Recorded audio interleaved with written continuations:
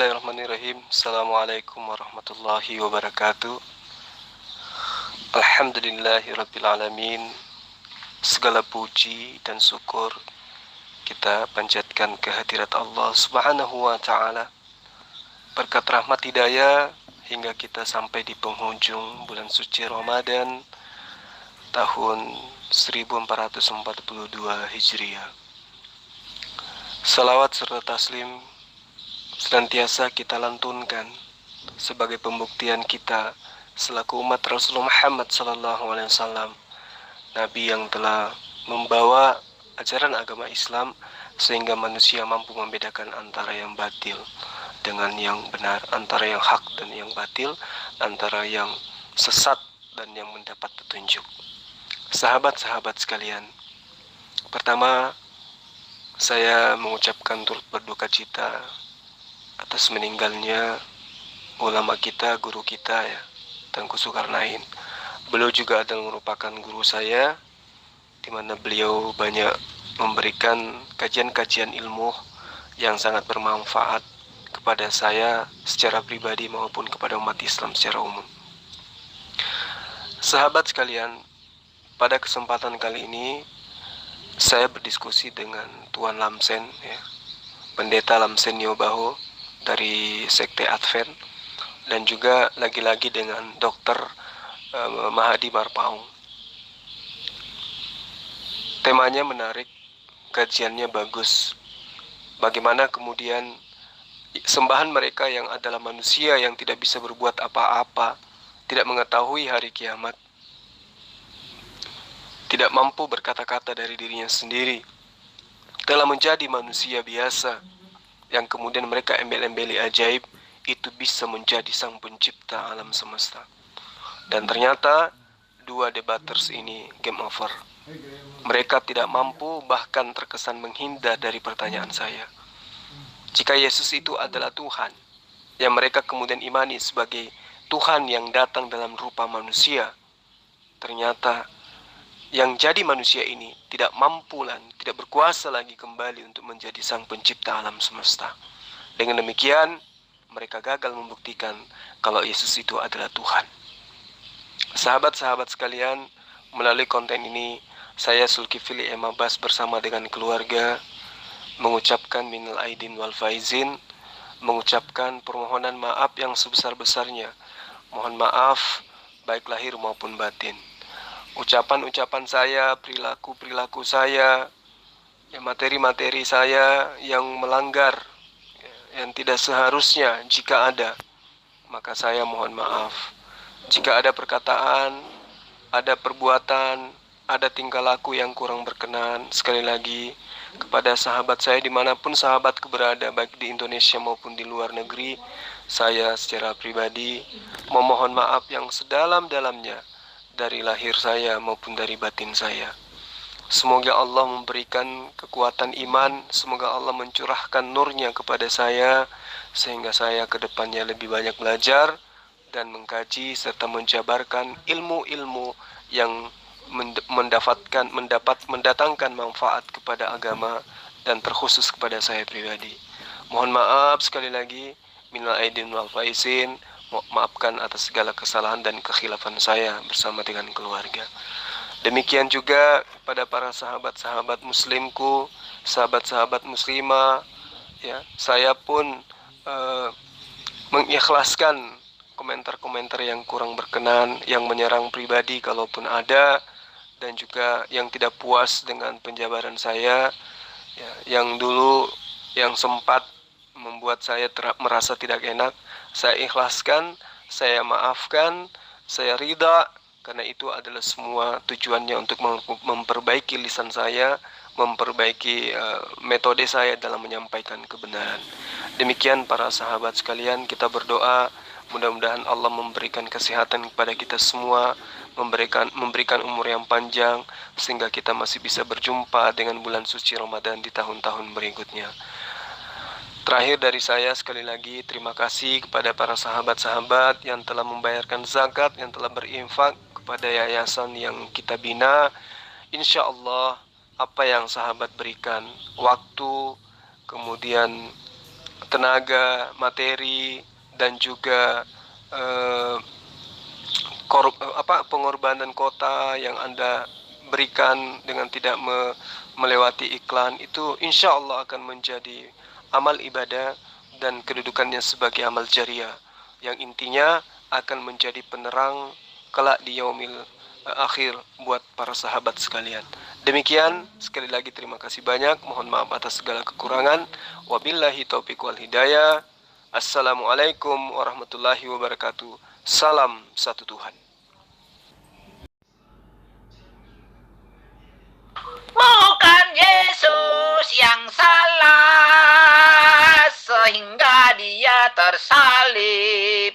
Maka hakim pun bingung, tidak menemukan kesalahan Yesus. Tetapi orang banyak menuntut supaya Yesus disalibkan. Sesungguhnya sayalah yang bersalah, dan sayalah yang patut disalibkan dan dihina, disiksa. Tetapi Yesus mengambil alih siksaan itu, dan beban yang berat itu dipikul oleh Yesus. Karena saya tidak mampu memikulnya akibat kesalahan saya itu. Itulah baiknya Yesus kami itu. Elohim, asal kata El adalah merujuk kepada Tuhan itu sendiri. Elohim, ya, bersifat jamak, oke?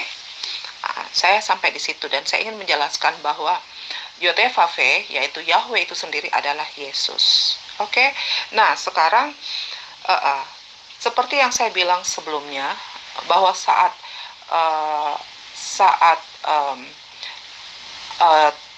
Tuhan bertemu dengan Musa di Gunung Sinai, di situ Allah untuk pertama kali memperkenalkan dirinya bahwa aku adalah aku, Eye Asher Eye, oke, aku adalah aku. Dan ini saya sudah jelaskan sebelumnya. Nah, sekarang saya mengutip ayat lagi, dan itu saya samakan ya, Eye Asher Eye, aku adalah aku yang ada kini dan untuk selamanya. Itu berhubungan dengan kata Yesus, aku adalah Alfa dan Omega, oke? Kamu bantah, aku pakai ayat berikutnya. Merujuk kepada Yeremia 23 ayat 5 sampai 6. Saya nggak usah baca semua ayatnya ya, karena agak panjang. Intinya aja saya mau katakan bahwa di dalam Yeremia 23 ayat 5 sampai 6, di situ ada kata tunas adil bagi Daud. Oke, tunas adil bagi Daud. Nah, kitab ini merujuk kepada Wahyu 22 ayat 16. Kata Yesus, aku adalah tunas, yaitu keturunan Daud. Oke? Nah, ini semua merujuk kepada siapa kalau bukan Yotevave? Oke? Di dalam Yeremia. Yeremia waktu itu belum mengenal Yesus kan? Oke? Kemudian, ya, di dalam Matius 27 ayat 11, merujuk kembali ke tunas Daud tadi. Matius 27 ayat 11. Waktu Yesus di hadapan Pilatus, dia berkata, engkaukah raja orang Yahudi? Yesus menjawab, engkau sudah mengatakannya. Oke? Nah, Yesus tidak membantah itu. Kemudian di Lukas 1 ayat 31 sampai 33, oke? Itu pemberitaan tentang kelahiran juru selamat. Ada inti katanya di situ yang saya ambil ya, saya nggak baca semua. Katanya, kata ayat itu, dalam ayat itu berisi, dia akan menjadi raja, kerajaannya tidak berkesudahan. Di mana ayat itu berkata bahwa Allah akan mengaruniakan kepadanya tahta Daud. Oke?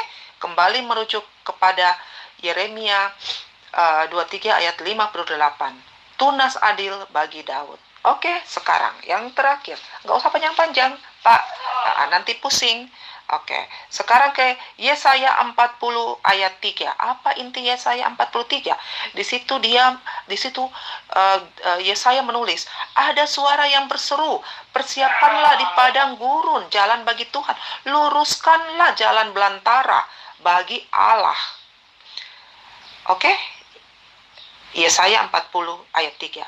Ini merujuk kembali kepada Matius 3 ayat 1 sampai 4. Itu juga yang dikatakan oleh Yohanes Pembaptis. Oke, Lukas 1 ayat 76 sampai 78. Yohanes 1 ayat 23. Kata Yohanes Pembaptis, ya. Ada suara yang berseru. Siapa itu kalau bukan Yohanes Pembaptis? Persiapkanlah jalan bagi Tuhan dan luruskanlah. Itu siapa kalau bukan Yesus itu sendiri? Dan setelah itu Yesus membaptis, Yohanes membaptis Yesus. Siapa itu kalau bukan Yesus sendiri? Jadi kesimpulannya, YHWH, ya, aku adalah aku, ya, Ehye Asyar Ehye itu adalah Yesus sendiri, dari tunas Daud dan kerajaannya untuk kekal untuk selamanya. Oke, thank you. Jadi apa yang Ibu Herni sampaikan ini adalah murni ajaran dari Kristen, dan itu tidak pernah diajarkan oleh Yesus. Jadi kalau kemudian Bu Herni itu mampu, ya, mengais-ngais ayat di dalam kitabnya orang Israel, kemudian disandingkan, dicocok-cocokkan dengan kitabnya Kristen yang dari Eropa, itu adalah satu upaya yang menurut saya memang sudah merupakan penggenapan dari nubuatan di dalam Matius 23 ayat 15, bahwa orang Kristen itu 2 kali lebih jahat dari Paulus pendiri Kristen. Kalau dikatakan kemudian Tuhannya Bani Israel adalah Yesus itu sendiri, itu menurut Kristen, tapi menurut Yesus tidak. Ya, menurut Yesus tidak. Dia itu adalah hamba Allah, dia utusan Allah, tidak lebih dari itu. Yesus sendiri akan membantah semua apa yang dicocokologikan oleh Bu Herni, mendudukan Yesus itu sebagai Tuhan. Saya mengatakan bahwa di dalam Mazmur 121 1 ayat sampai 8. Nyanyian siara aku melayangkan mataku ke gunung-gunung, dan dari manakah akan datang pertolonganku? Pertolonganku ialah dari Tuhan yang menjadikan langit dan bumi. Yesus tidak bisa. Dia bukan yang menjadikan langit dan bumi. Dia takkan membiarkan kakimu goyah, penjagamu tidak akan terlelap. Yesus terlelap.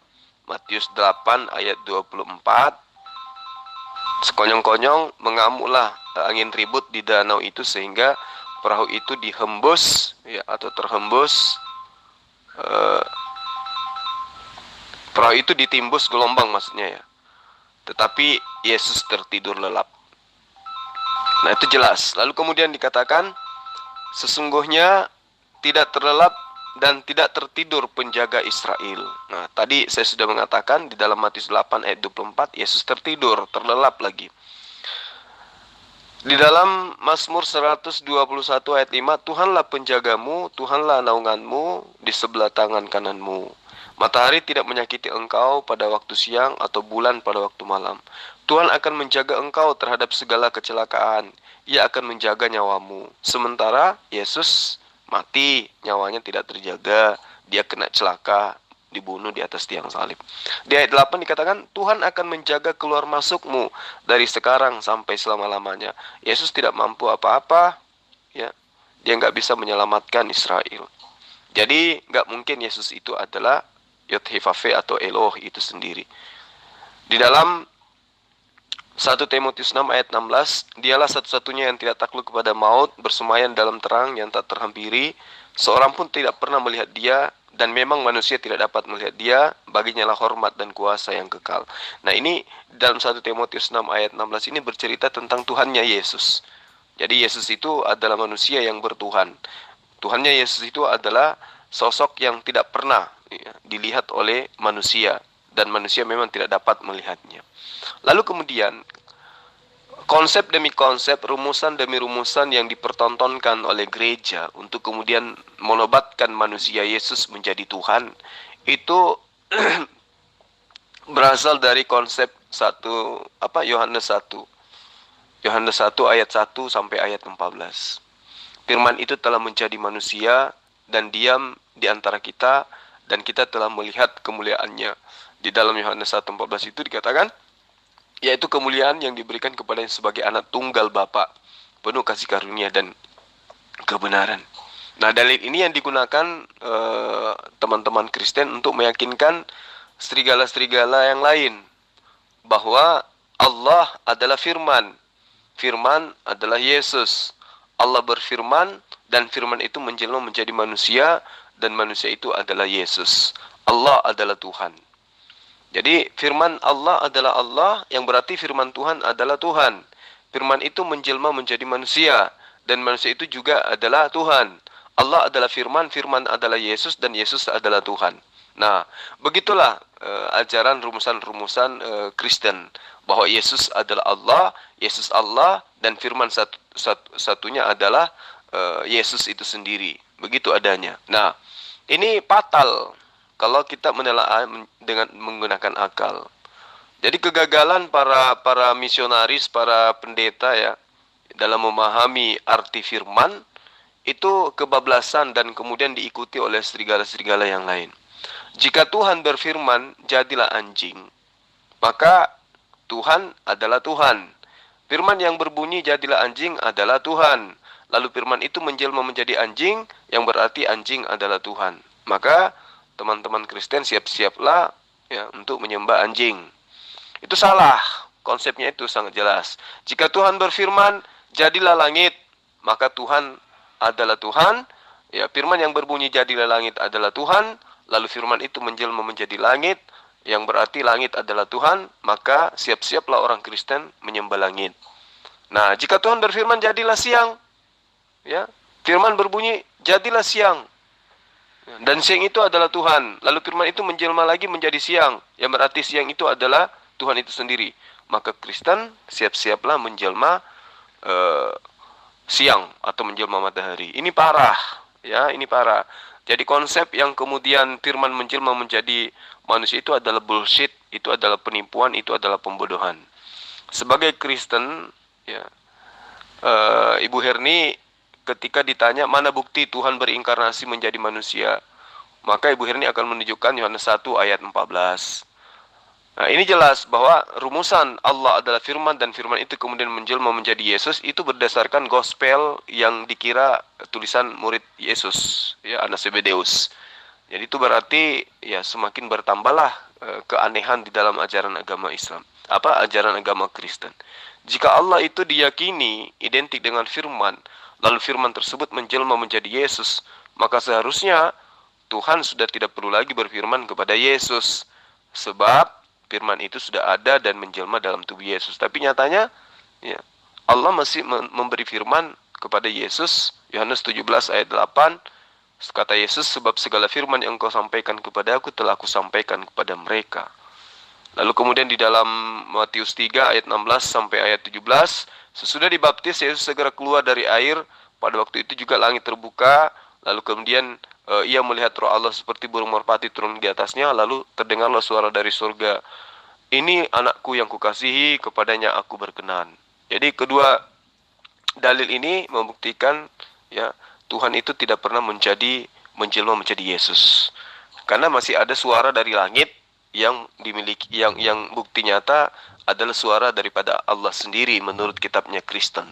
Jadi Yesus itu hanya ciptaan manusia, ciptaan Allah yang berupa manusia. Jadi Bu Herni, kalau Anda punya waktu belajar lagi biar tidak sesat dan menyesatkan orang lain.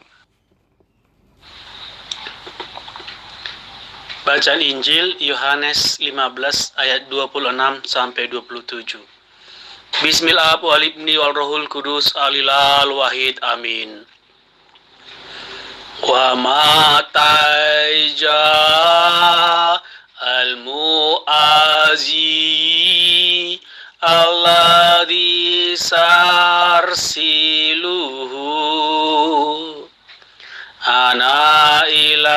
alaikum minna al-abi ruhul haqqi alladzi min indalabi yanbathiku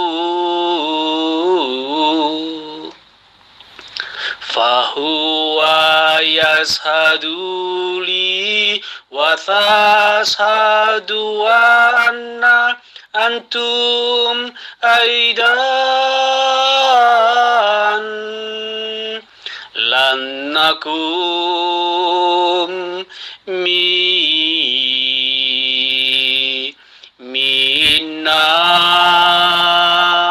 al-abtidai.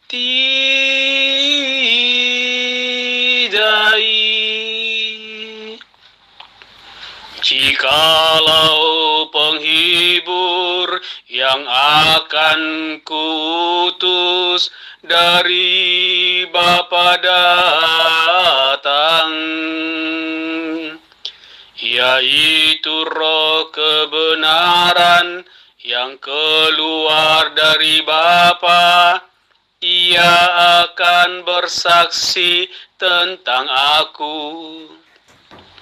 Tetapi kamu juga harus bersaksi, karena kamu dari semula bersama-sama dengan aku.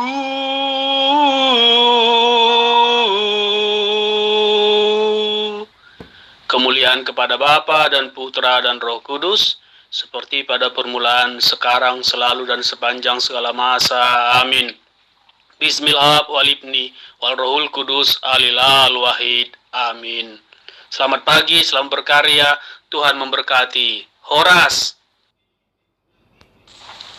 Jadi gini, Petro, sekuat apapun kamu itu punya niatan untuk mengelabui, menipu, ya, kau baca karya tulis wartawan lepas dengan menggunakan bahasa Arab, itu akan kelihatan sangat jelas bahwa itu bukan firman Tuhan.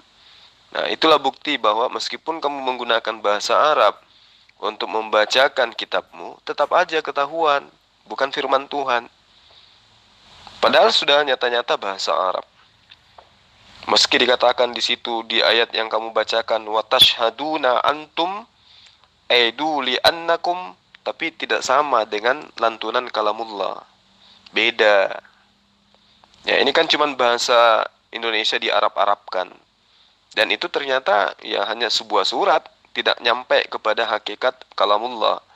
Jadi percuma kamu menyembunyikan identitas bahasa Yunani dengan menggunakan bahasa Arab, karena hanya akan ditertawakan oleh umat Islam sedunia. Ya, itu yang perlu kamu pahami. Jadi ketika dikatakan, jikalau penghibur yang akan kuutus dari Bapa datang, yaitu roh kebenaran yang keluar dari Bapa, ia akan bersaksi tentang aku, tetapi kamu juga harus bersaksi karena kamu dari semula bersama-sama dengan aku. Yang dimaksud Yesus di sini adalah pesan Yesus kepada siapa? Kepada murid-muridnya Bani Israel, bukan kepada Kristen. Ya, terus kemudian penghibur yang dimaksud di sini adalah sosok yang tidak bisa berkata-kata dari dirinya sendiri. Baca di ayat-ayat awal. Dialah sosok yang akan mengajarkan segala hal tentang kebenaran, tentang hukum-hukum, tentang keadilan. Dan dia bukan Tuhan, tetapi dia hanya roh yang suci, yaitu Rohul Kudus yang kemudian diambil oleh orang Kristen untuk dijadikan sebagai Tuhan. Ya, Petro ya. Jadi saya sampaikan sama Anda, ya, perteballah ilmu Anda, utamanya kasih tebal itu muka supaya tidak memalukan diri Anda sendiri. Anda mau poles dalil-dalil dari kitab Yunani Anda dengan menggunakan bahasa Arab dengan niatan supaya orang bisa terkelabui, supaya dianggap benar, itu tidak akan mungkin bisa. Karena memang karya tulis yang ada di kitabmu itu bukan firman Tuhan, tetapi hasil karya wartawan lepas yang menuliskan tentang hasil penyelidikan mereka. Dan terkhusus kepada Yohanes 15 ayat 26 ini, itu bercerita tentang Rasulullah Muhammad sallallahu alaihi wasallam. Ya, belajar lagi.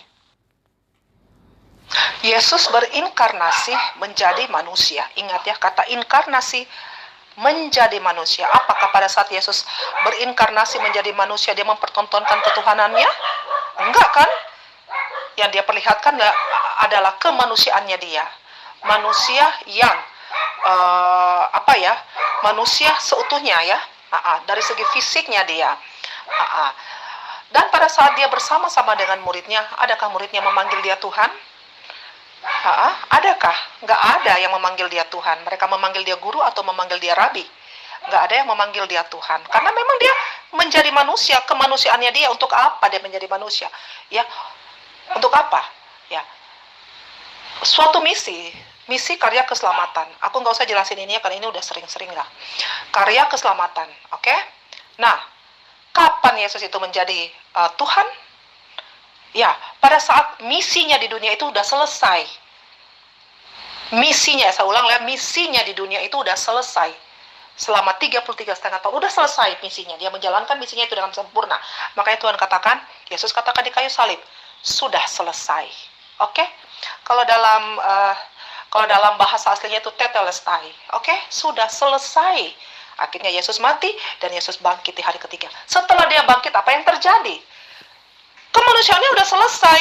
Artinya dia kembali ke Tuhannya dia. Murid-muridnya memanggil dia Tuhan Yesus. Ingat itu. Yesus bangkit, disitulah predikat dia sebagai Tuhan. Kembali ke predikat dia sebagai Tuhan. Karena bukan lagi manusianya dia lagi, tetapi Tuhannya lagi. Namanya orang berinkarnasi. Inkarnasi nggak selamanya kan. Hanya untuk sementara aja. Sampai misi itu selesai, oke? Jika dikatakan bahwa Tuhan berinkarnasi menjadi manusia, ya itu murni dari ajaran Kristen. Yesus yang adalah Tuhan di dalam ajaran Kristen itu tidak pernah mengajarkan kalau dia itu adalah inkarnasi dari Tuhan. Dia malah menyebut dirinya sebagai anak manusia. Kalau dia menyebut dirinya sebagai anak manusia, berarti dia bukan reinkarnasi dari Tuhan itu sendiri. Lain cerita kalau dia menyebut dirinya sebagai anak Allah atau anak Tuhan. Tetapi itu Yesus tidak pernah lakukan. Dia senantiasa menyebut dirinya sebagai anak manusia. Dengan menyebut dirinya sebagai anak manusia, itu sama halnya Yesus menyebut dirinya sebagai hamba Allah. Nah, lalu kemudian ketika Ibu Herni mengatakan bahwa ketika dia bangkit dia adalah Tuhan. Faktanya ketika dia bangkit dia masih manusia. Nggak berubah menjadi apapun, dia tetap manusia. Bahkan dia mempertontonkan makan ikan goreng. Yesus makan ikan goreng bukan untuk membuktikan kalau dia itu Tuhan, tetapi untuk membuktikan dirinya adalah manusia. Namun kemudian saya tidak memaksakan untuk percaya atau mengimani apa yang saya katakan. Karena memang Kristen itu ya agama yang berdiri di atas sebuah konsep rumusan yang bukan berasal dari ajaran Yesus. Yang mengutus Yesus adalah Bapaknya. Bapaknya siapa? Yesus berkata, akulah Bapak itulah aku. Kamu bingung kan? Ya jelas bingung. Karena Yesus adalah Tuhan. Yang tidak dapat dipahami oleh otak dan logika manusia. Tuhan menjadi manusia Yesus. Kok masih ada Bapak di surga? Bapak di surga? Ya ada di mana-mana ada. Walaupun Allah Bapa itu menjadi manusia Yesus, masih ada Allah Bapa di mana-mana. Hadir di mana-mana. Itulah yang kamu tidak dapat pahami. Saya juga tidak bisa pahami itu. Yang mengutus dia adalah Allah Bapa. Allah Bapa itu adalah dia. Dialah Allah Bapa itu. Itu jawaban Alkitab.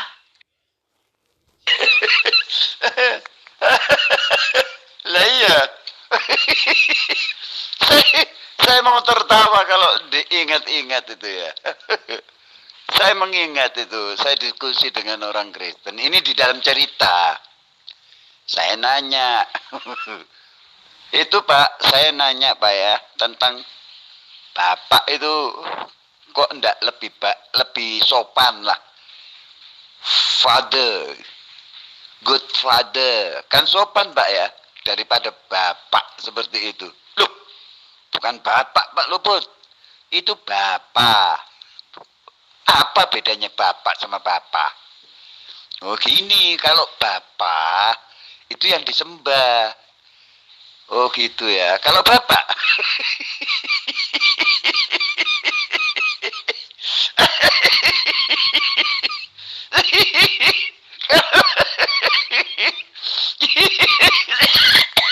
kalau bapak katanya yang tidur sama ibu.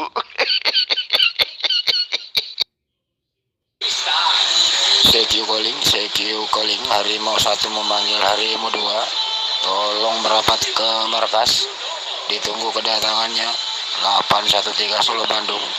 Udah dicek, cek cok, cek cok, cok cok cok, cek cok cok, cek cok cok, cek cok cok, cek cok cok. Oh, bro, tadi kamu bilang firman tuh diciptakan. Ya. Oh, gitu. Berarti terkemuka. Itu terkemuka itu yang luar biasa loh, terkemuka. Ya, berarti ya di dalam Quranmu ada Musa, ada Isa, ada Allah mau terkemuka. Oh, berarti ini salah satu bukti bahwa Quran itu bukan tauhid ini ya, seperti itu.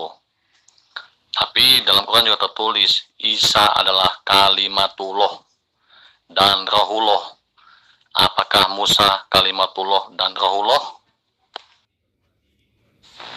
Kalau Anda mengatakan bahwa Yesus itu kalimatuhu, Yesus itu ruhullah, itu saudara ditertawakan oleh umat Islam. Karena kenapa? Kalimatullah di situ atau kalimatuhu di situ itu membuktikan justru Yesus itu adalah ciptaan dari Allah, ya, yang berasal daripada kehendak Allah. Firman itu atau kalimat itu adalah kehendak. Sementara ruhullah itu artinya roh dari Allah.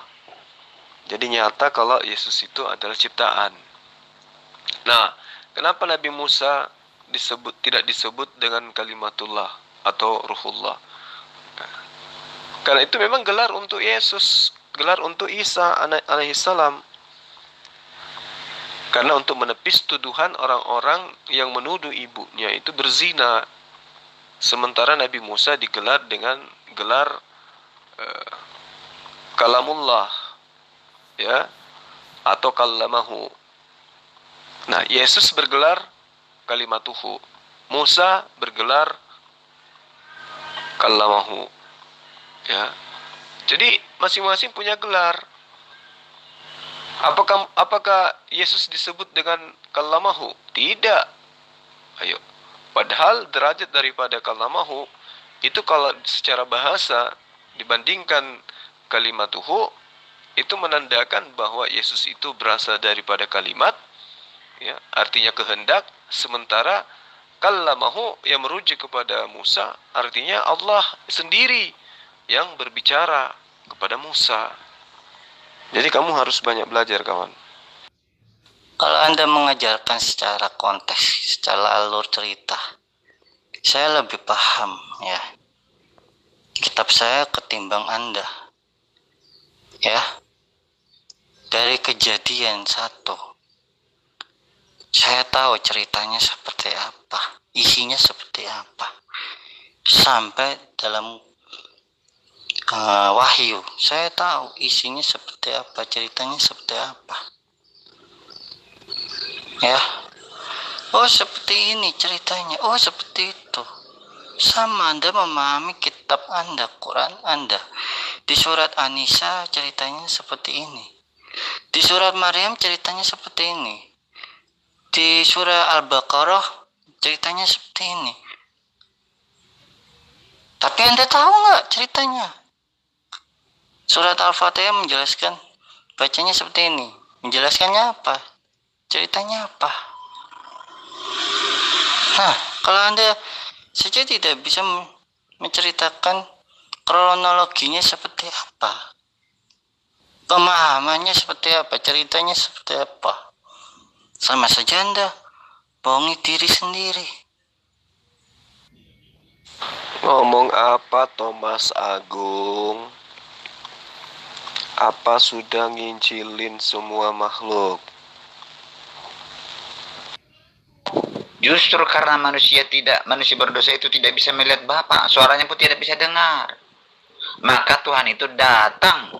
Bapa itu datang menjadi manusia, mengenakan sifat kemanusiaan. Supaya suaranya bisa didengar, supaya bisa dilihat, supaya bisa jadi contoh, supaya bisa jadi teladan, melakukan 10 perintah Tuhan. Bukan ngarang. Karena Tuhan itu menyelamatkan manusia, itu maksudnya. Tujuan Alkitab, berita Alkitab adalah Tuhan menyelamatkan manusia dari kematian kekal akibat dosa. Dengan cara apa? Tuhan mendatangi manusia.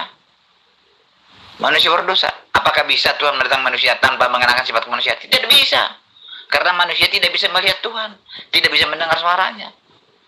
Harus melalui perantaraan. Kepada Musa, Tuhan mendatangi Musa dengan perantaraan api. Ada kadang dengan perantaraan awan. Bermacam-macam cara Tuhan mendatangi manusia. Karena Tuhan itu tidak bisa dilihat oleh manusia. Tidak bisa didengar suaranya. Begitu ya? Semangat pagi Tuan Lamsen. Lalu ketika Tuhan itu telah menjadi manusia, Tuan, kenapa dia tidak tahu hari kiamat? Kenapa? Coba jelaskan. Salah, bukan begitu. Tidak seperti itu. Manusia itu salah pilih. Dia mengikuti iblis. Akibatnya apa? Dia mati. Karena Tuhan itu sumber hidup. Dia menghadap kepada iblis. Akhirnya manusia susah, menderita di dunia ini. Dunia terkutuk akibat terkutuk akibat dosanya manusia itu. Jadi karena kesalahan manusia menderita susah, sakit, lalu mati, kekal selama-lamanya. Tapi Tuhan itu mengasihi dan menyayangi manusia. Tuhan tidak mau manusia menderita seperti itu selama-lamanya. Tidak mau manusia itu mati. Pengen manusia itu hidup kembali. Maka Tuhanlah yang menyelamatkan manusia itu dari kematian kekal akibat kesalahan manusia. Itu inti ajaran Alkitab. Tidak mungkin manusia bisa menyelamatkan manusia. Jadi Tuhanlah yang datang ke dunia ini mengenakan sifat kemanusiaan Yesus.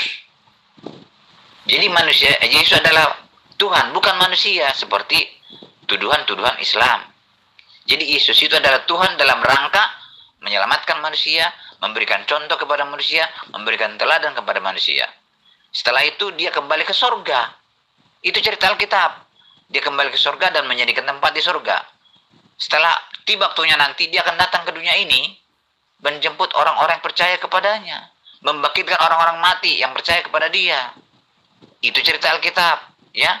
Manusia tidak bisa melakukan hal itu. Kalau seperti apa yang Tuan Lamsen terangkan ini adalah benar, maka kenapa Tuhan yang telah menjadi manusia itu hanya muter-muter di Yerusalem dan mengaku bahwa dirinya diutus? Ayo, kenapa dia mengaku utusan? Kenapa dia mengaku tidak bisa berbuat apa-apa? Kenapa dia masih memperkenalkan Tuhan yang satu? Kenapa dia tidak mengatakan dialah Tuhan itu? Ayo Tuan Lamsen. Yang Anda jabarkan ini adalah konsep Yunani yang menginginkan dewa nuzul menjadi manusia. Anda tidak menjabarkan ajaran Yesus. Misi kedatangan Yesus itu jelas. Ya, wilayahnya terbatas, ajarannya terbatas, kemampuannya pun terbatas. Kalau dia adalah Tuhan yang nuzul jadi manusia, faktanya dia tidak tahu kapan hari kiamat itu terjadi. Coba gunakan akal Tuan Lamsen. Kamu salah. Tuhan tidak pernah menjadi manusia. Tuhan pernah sebagai manusia. Sebagai manusia, dia tidak tahu hari kiamat. Sebagai manusia, dia lahir. Sebagai manusia, waktu anak-anak tidak tahu apa-apa, lemah, tidak bisa berbuat apa-apa. Butuh bantuan manusia. Karena dia sebagai manusia, walaupun dia Tuhan. Nah, setelah selesai tugasnya sebagai manusia, dia kembali seperti semula, posisi semula. Segala kuasa di tangannya, kuasa di bumi, segala kuasa di surga. Karena dia adalah Tuhan, pemegang segala kuasa di bumi dan pemegang segala kuasa di surga. Itulah, Julia. Nah, oke, saya ikuti jalur konsep rumusan gereja yang Tuhan paparkan. Yesus tidak bisa berbuat apa-apa karena dia adalah manusia. Nah, kalau dia adalah manusia yang tidak bisa berbuat apa-apa, sebagai manusia, bagaimana caranya dia bisa kembali menjadi Tuhan? Ingat, Anda mengatakan sebagai manusia, dia tidak bisa apa-apa, dia tidak berdaya. Nah, sebagai manusia, bagaimana caranya dia kembali menjadi kuasa selayaknya Tuhan? Jawab. Bukan ngarang. Memang itulah Tuhan kami itu. Bukan ngarang, itulah Tuhan kami. Yesus berkata, dia sebagai manusia mengatakan seperti itu. Tuhan tidak bisa kelihatan. Bapak itu tidak bisa kelihatan. Suaranya pun tidak bisa. Itulah sebabnya Bapak itu menjelma menjadi manusia Yesus. Menjadi dia. Menjadi Yesus itu. Walaupun Allah Bapa itu menjadi manusia Yesus, bukan berarti kosong. Tidak ada lagi Tuhan di mana-mana. Tidak ada Bapa di mana-mana.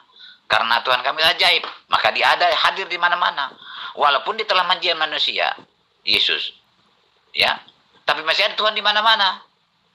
Hal itu tidak dapat dipahami oleh otak dan logika manusia. Maka Yesus berkata, akulah Bapa itu, Bapa itulah aku. Begitu cerita Alkitab ya.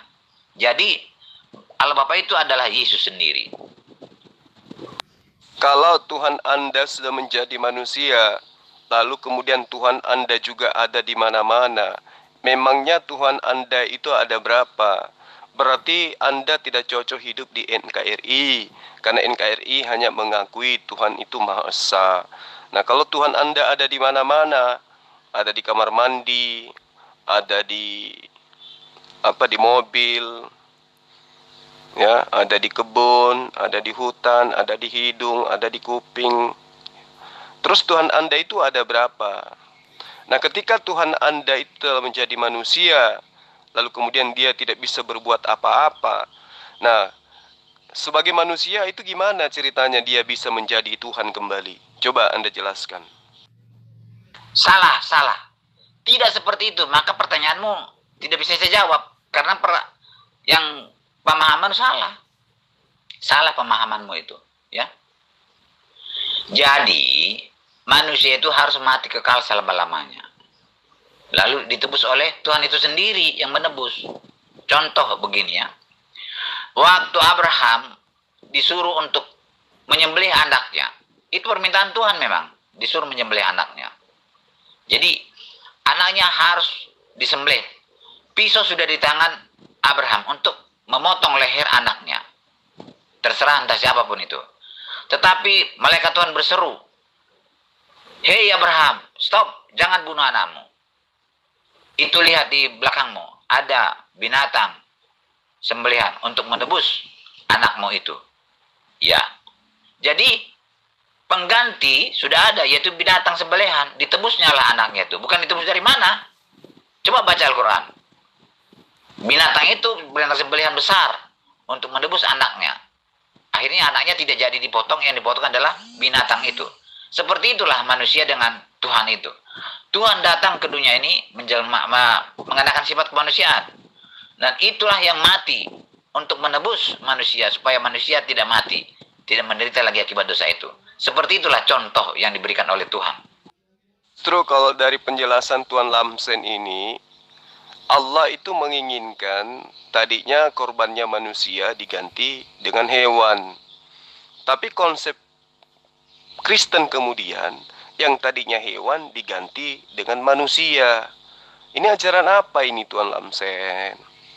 Kalau tidak mencontoh kepada ajaran penyembahan terhadap dewa-dewa, lalu dari mana contoh ini diambil oleh rumusan Kristen? Makanya saya katakan Kristen itu bukan ajaran para nabi.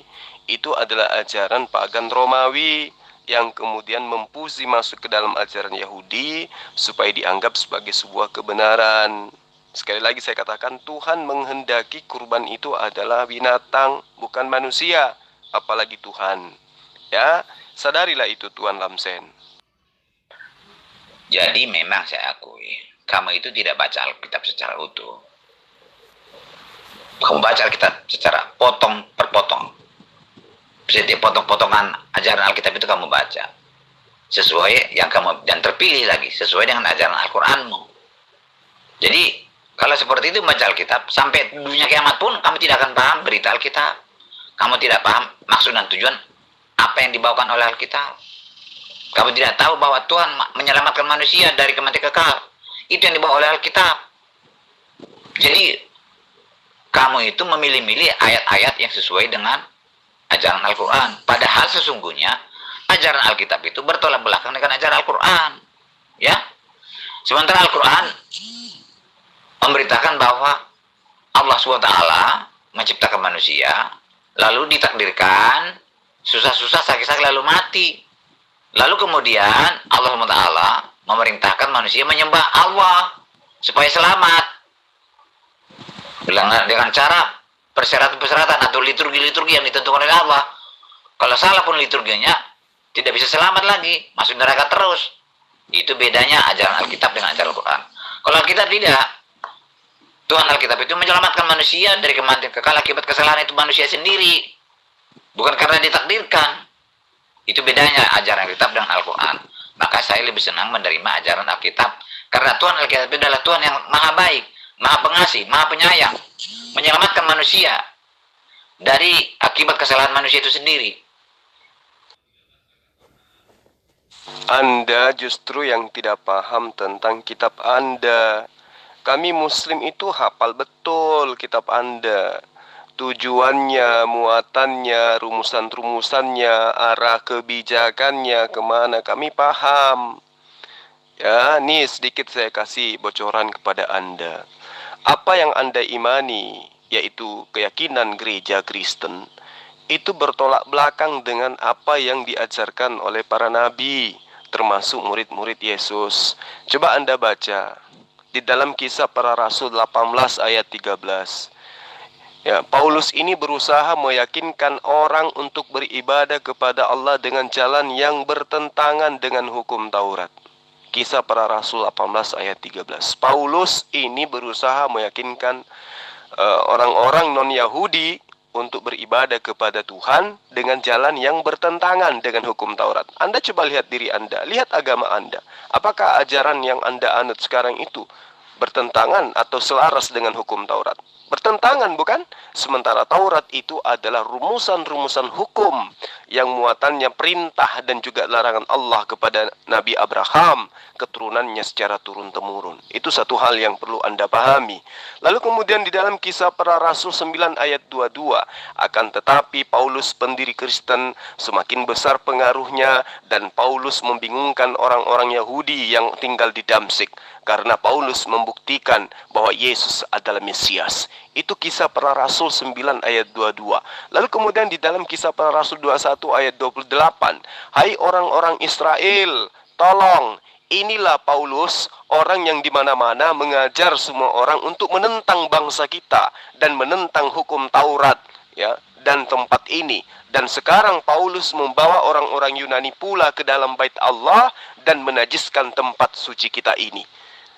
Itu Paulus itu sudah dikecam, pendiri Kristen itu sudah dikecam karena Paulus itu menentang hukum Tuhan, yaitu Taurat.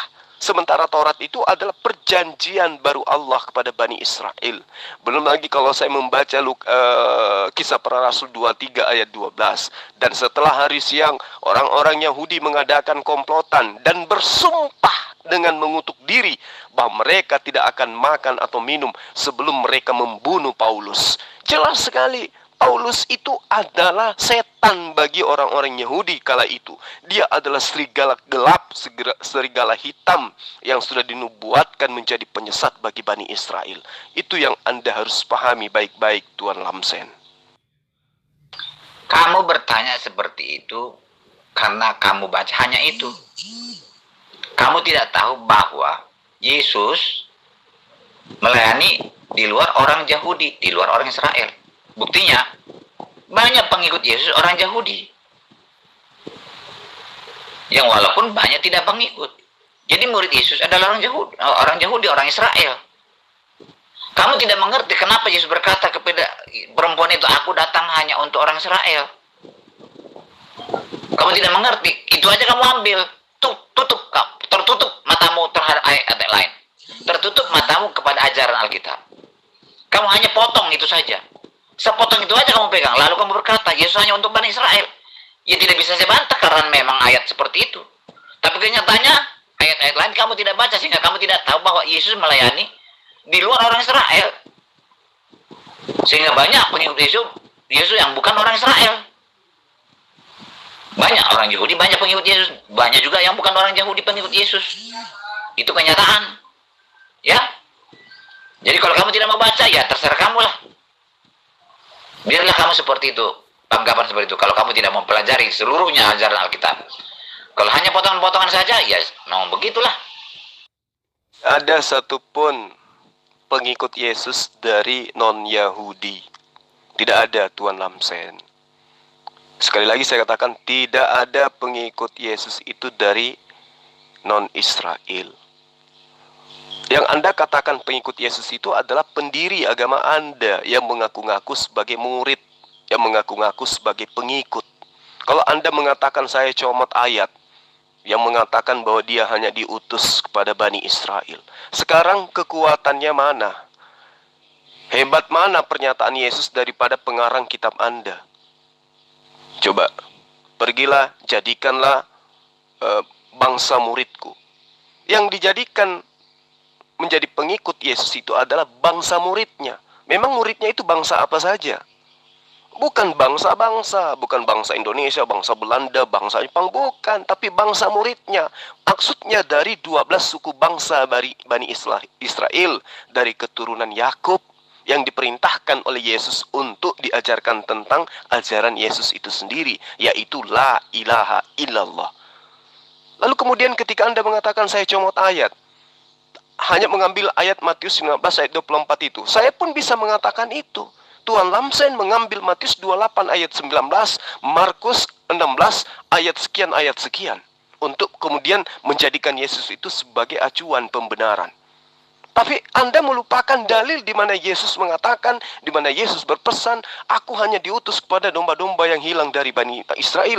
Anda melupakan seruan Yesus yang nyata-nyata seruannya, teriakannya dengan suara keras hanya ditujukan kepada Bani Israel. Anda melupakan pesan Yesus kepada ke-12 muridnya bahwa jangan keluar ke bangsa lain. Jadi saya katakan Anda itu pengikut Paulus, pengikut orang yang dibenci oleh orang-orang Yahudi, pengikut Yesus.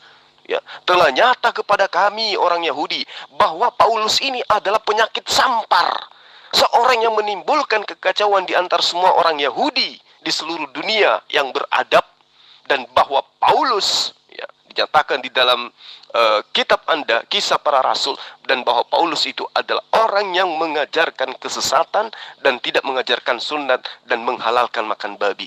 Itu terang dijelaskan di dalam Kisah Para Rasul 24, ya, ayat 5. Telah nyata kepada kami Bani Israel bahwa orang ini, Paulus, adalah penyakit sampar, seorang yang menimbulkan kekacauan di antara semua orang Yahudi di seluruh dunia yang beradab. Dan Paulus adalah seorang tokoh dari sekte, ya. Ya. Sekte apa yang dikatakan oleh orang-orang Yahudi terhadap Paulus? Abu Dazrah.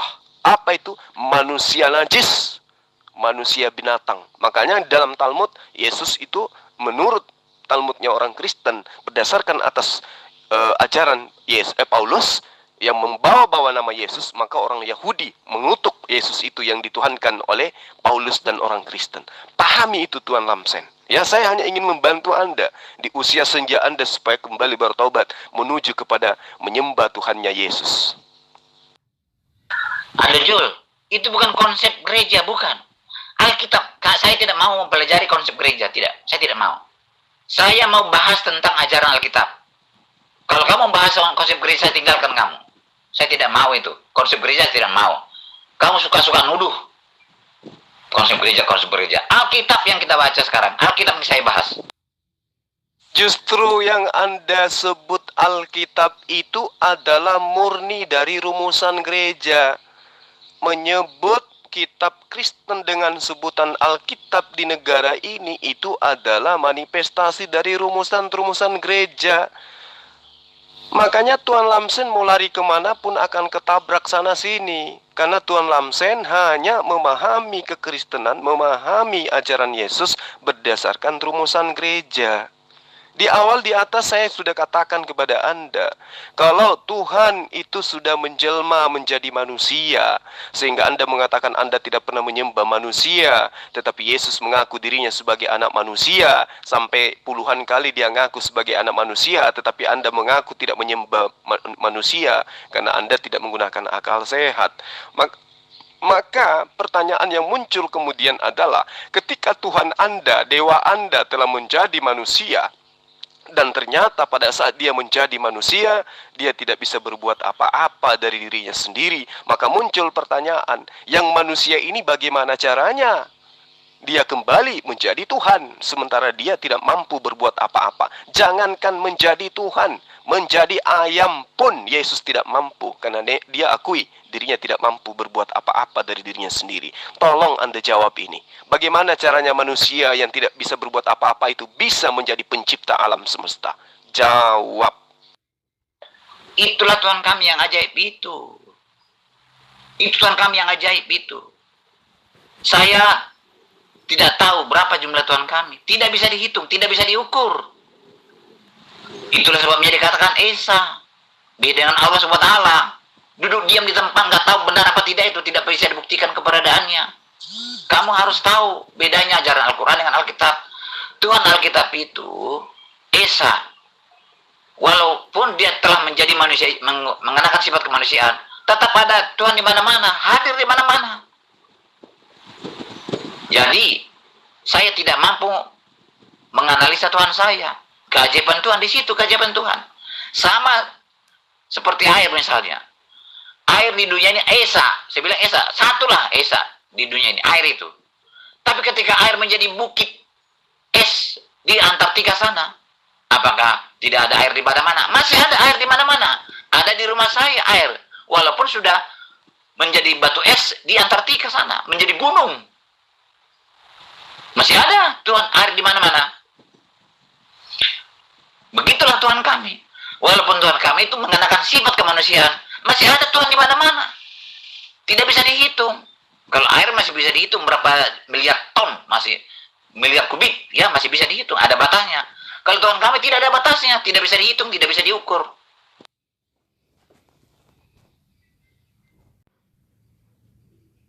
Anda dengan kelemahan iman Anda, dengan rumusan-rumusan gereja Anda, mencoba untuk menganalogikan Sang Pencipta alam semesta dengan makhluk berupa air. Itu kesalahan fatal. Ya, ketidakberdayaan Anda untuk bertanggung jawab terhadap iman Anda di hadapan manusia, itu membuat lisan Anda mengatakan Tuhan kami ajaib. Apa ajaibnya ketika sosok yang Anda sembah tidak mampu berbuat apa-apa? Itu tidak ada bedanya dengan seekor ayam. Seekor ayam tidak mampu berbuat apa-apa dari dirinya. Kenapa? Karena dia adalah seekor ayam. Seekor babi tidak bisa berbuat apa-apa dari dirinya sendiri. Kenapa? Karena dia adalah seorang babi. Tuhan Anda tidak bisa berbuat apa-apa dari dirinya sendiri. Itu levelnya dengan yang saya sebutkan tadi itu tinggi mana derajatnya. Coba Anda pikirkan dengan menggunakan analisa akal. Tuhan Anda sudah menjadi manusia. Ketika Tuhan Anda menjadi manusia, dia adalah sosok yang tidak bisa berbuat apa-apa dari dirinya. Artinya, ketuhanannya hilang sama sekali. Apakah Sang Pencipta alam semesta ini pernah kehilangan status ketuhanan hanya karena dia menjelma menjadi makhluk lemah? Tentu tidak. Karena itulah saya mengajak Tuan Lamsen untuk menggunakan akal sehat di usia senja Anda untuk kembali bertaubat menuju kepada Tuhan yang benar. Tuhan yang benar itu jangankan menjadi manusia 33 tahun. Menjadi kehilangan esensinya sebagai Tuhan 1 detik saja itu tidak mungkin. Secara faktual itu tidak mungkin. Kecuali kalau secara iman Anda, iman yang dibangun atas rumusan-rumusan gereja yang menginginkan penyembahan berhala Romawi Yunani tetap langgeng dengan menutup diri, dengan membungkus diri dengan sebutan Kristen. Saya bukan ingin menghakimi iman Anda, tetapi Anda di dalam kajian Kristolog ini ingin menawarkan konsep yang ajaib-ajaib seperti itu. Apa bedanya dengan agama dunia, agama bumi yang lain, yang mereka memanifestasikan sembahan mereka dengan seekor sapi? Apa bedanya dengan sembahan-sembahan agama lain yang mereka memberikan manifestasi terhadap sembahan mereka berupa patung, dan mereka katakan, Tuhan kami ajaib, tidak bisa dipikirkan oleh manusia. Tuhan kami menjadi sapi, tidak bisa dipikirkan oleh akal manusia. Itulah Tuhan kami yang ajaib. Sekarang coba Anda ngaca, bercermin, apa bedanya dengan sembahan Anda dengan sembahan orang-orang ini? Sementara pendiri agama Anda sudah dikecam dari sejak awal mula berdirinya agama Anda. Disebut sebagai orang yang menganut orang ini adalah penyakit sampar. Dia ini menimbulkan kekacauan di antara orang Yahudi. Bahkan dia disebut sebagai pembawa ajaran baru, sekte Abodasarah, sekte binatang, sekte najis, sekte di luar daripada Yahudi yang dianggap bukan manusia. Dari mana? Kemana pikiran Anda selama ini? Ya, Anda habiskan usia Anda dengan cara apa di dalam kehidupan Anda, sampai-sampai Anda tidak bisa mencerna ajaran Yesus yang benar. Makanya saya katakan, ketika Tuhan Anda sudah menjadi manusia yang tidak dapat berbuat apa-apa, bagaimana kemudian manusia lemah ini bisa berubah menjadi pencipta alam semesta? Anda belum bisa jawab itu. Kenapa? Karena alasan Anda, Tuhan kami ajaib. Ya, kayak jualan obat aja Anda, Tuan Lamsen. Sadarlah Tuan Lamsen. Tidak ada ajaran Alkitab seperti itu. Tidak ada ajaran seperti itu. Saya heran, dari mana kamu tahu itu? Baca Alkitab, tidak ada seperti itu. Loh, bukannya Anda dengan Kristen-Kristen lainnya sedunia mengakui Yesus itu adalah ibarat seekor domba. Kenapa dikatakan Yesus itu sebagai seekor domba? Karena yang menggantikan Ismail anak tunggalnya Abraham itu adalah seekor domba. Makanya saya katakan, Allah yang benar, Tuhan yang benar, agama yang benar, menginginkan manusia yang tadi menjadi korban diganti dengan hewan. Agama pagan yang tadinya hewan diganti lagi dengan manusia. Bahkan manusia itu menurut mereka adalah Tuhannya mereka. Ini ajaran pagan. Di dalam kehidupan manusia, ya, sejarah anak keturunan Adam, hanya agama pagan, agama barbar, ya, agama animisme, penyembahan terhadap setan yang mempersembahkan darah manusia sebagai objek sebagai objek pengganti korban dari hewan. Kalau ajaran dari Tuhan yang benar, yang senantiasa menjadi korban bakaran itu pasti hewan atau minimal tumbuhan. Lah agama Anda, manusia yang dikorbankan. Malah dikatakan dia adalah Tuhan. Jadi jangan Anda berpura-pura bingung. Alkitab tidak mengajarkan itu, ya. Kemudian Kristen tidak mengajarkan itu. Jangan pura-pura bodoh, Tuan Lamsen. Sudah bodoh, jangan pura-pura bodoh. Jadi saya mengatakan kepada Anda, Tuhan yang benar itu tidak seperti konsep yang Anda jajakan. Anda tinggalkan kata ajaib itu, maka Anda akan menemukan Tuhan Anda bukan Tuhan. Itu aja dari saya. Iya, ya kamu memang bingung lah. Memang begitulah karya Tuhan, sangat membingungkan karya Tuhan itu. Saya juga bingung, tidak bisa memahami itu. Kasih Tuhan itu ajaib. Seharusnya manusia yang mati akibat dosa itu. Tapi Tuhan datang mengenakan sifat kemanusiaan, lalu mati, sifat kemanusiaan itu mati. Menggantikan manusia itu, mati selama-lamanya. Menggantikan manusia terhina, karena kasih Tuhan. Jadi, Alkitab itu memberitakan bukti kasih Tuhan kepada manusia. Itu inti ajaran Alkitab. Saya tidak tahu itu bagaimana tuh. Tuhan kami itu hebatnya. Itulah. Tidak bisa dijelaskan itu. Tidak bisa. Beda dengan Al-Quran. Kalau Al-Quran kan, memang Tuhan sengaja ditakdirkan manusia itu susah-susah, sakit-sakit lalu mati. Lalu disuruh manusia itu menyembah Allah Subhanahu wa Ta'ala supaya selamat. Itu pun harus diajari liturginya bagaimana. Kalau salah dari peraturan yang ditetapkan, ya tetap juga masuk neraka. Beda. Jadi Allah SWT itu mengerjain manusia, bikin susah manusia. Disuruhnya menyembah supaya selamat. Kalau Tuhan Alkitab tidak, karena kesalahan manusia sendiri, manusia harus mati. Tuhan kasihan. Lalu diselamatkan oleh manusia dari kematian itu. Itu bedanya, ya. Anda yang bingung, umat Islam tidak ada yang bingung. Karena umat Islam itu paham betul ajaran Yesus itu seperti apa. Di dalam Al-Quran jelas, Nabi Allah yang Anda sebut namanya dengan sebutan Yesus itu jelas mengatakan, Qala inni abdullah. Sesungguhnya aku ini adalah hamba Allah.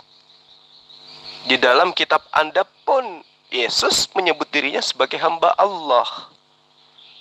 Yohanes 2 ayat 44. Yesus mengaku hamba Allah. Yohanes 4 ayat 22. Dia mengaku hamba Allah. Yang bingung sekarang Anda, karena Anda menuhankan hamba Tuhan. Qala inni abdullah ataniyal kitab wa ja'alani nabiyyan. Jelas sekali kok. Jadi umat Islam itu tidak pernah bingung. Apalagi umat Islam itu diajarkan Sang Pencipta alam semesta itu satu. Yang bingung itu Anda. Karena Anda mengatakan Tuhan Anda menjadi manusia. Tuhan Anda bisa menjadi apapun. Tuhan Anda ada di mana-mana. Anda jadi bingung sendiri. Karena Anda mengajarkan ajaran yang bertentangan dengan konsep Yesus. Yesus mengajarkan A, Anda mengimani Z. Jadi nggak nyambung. Jadinya Anda bingung. Kalau umat Islam acuannya jelas. Ya, Allah itu cuma satu, sebagaimana yang diajarkan oleh Yesus. Hidup kekal itu engkau mengenal satu-satunya Allah yang benar. Cuma satu Tuhan Lamsen. Yang membingungkan Anda karena Tuhan Anda terlalu banyak. Anda ngaku kan tadi, Tuhan kami banyak. Nah, karena itulah Tuhan Lamsen. Sadarlah Tuhan Lamsen. Anda tidak akan diselamatkan oleh konsep gereja. Yang menyelamatkan Anda adalah konsepnya Yesus, bahwa dia diutus hanya kepada domba-domba yang hilang dari Bani Israel. Anda bukan Bani Israel. Anda Bani Bata. Nggak nyambung, Tuhan. Saya tidak mau dipotong-potong ajaran Alkitab. Saya tidak mau. Dan kamu bingung dulu ajaran Kristen-Kristen. Saya tidak mau belajar Kristen itu. Saya bandingkan saja ya. Kamu ngaku-ngaku mengetahui ajaran Alkitab. Ya, terserah. Saya bandingkan saja. Supaya kamu paham. Ajaran Al-Quran dengan ajaran Alkitab itu saya bandingkan. Allah SWT menurut Al-Quran menciptakan manusia, lalu ditakdirkan susah-susah, sakit-sakit lalu mati. Nah, supaya bisa hidup kembali, Allah perintahkan semasa hidupnya manusia itu harus menyembah Allah sesuai dengan liturgi yang diaturkan oleh Allah. Kalau tidak, tetap mati, tidak masuk surga. Itu ajaran Al-Quran. Jadi Al-Quran itu seperti itu ajaran yang saya tahu ya.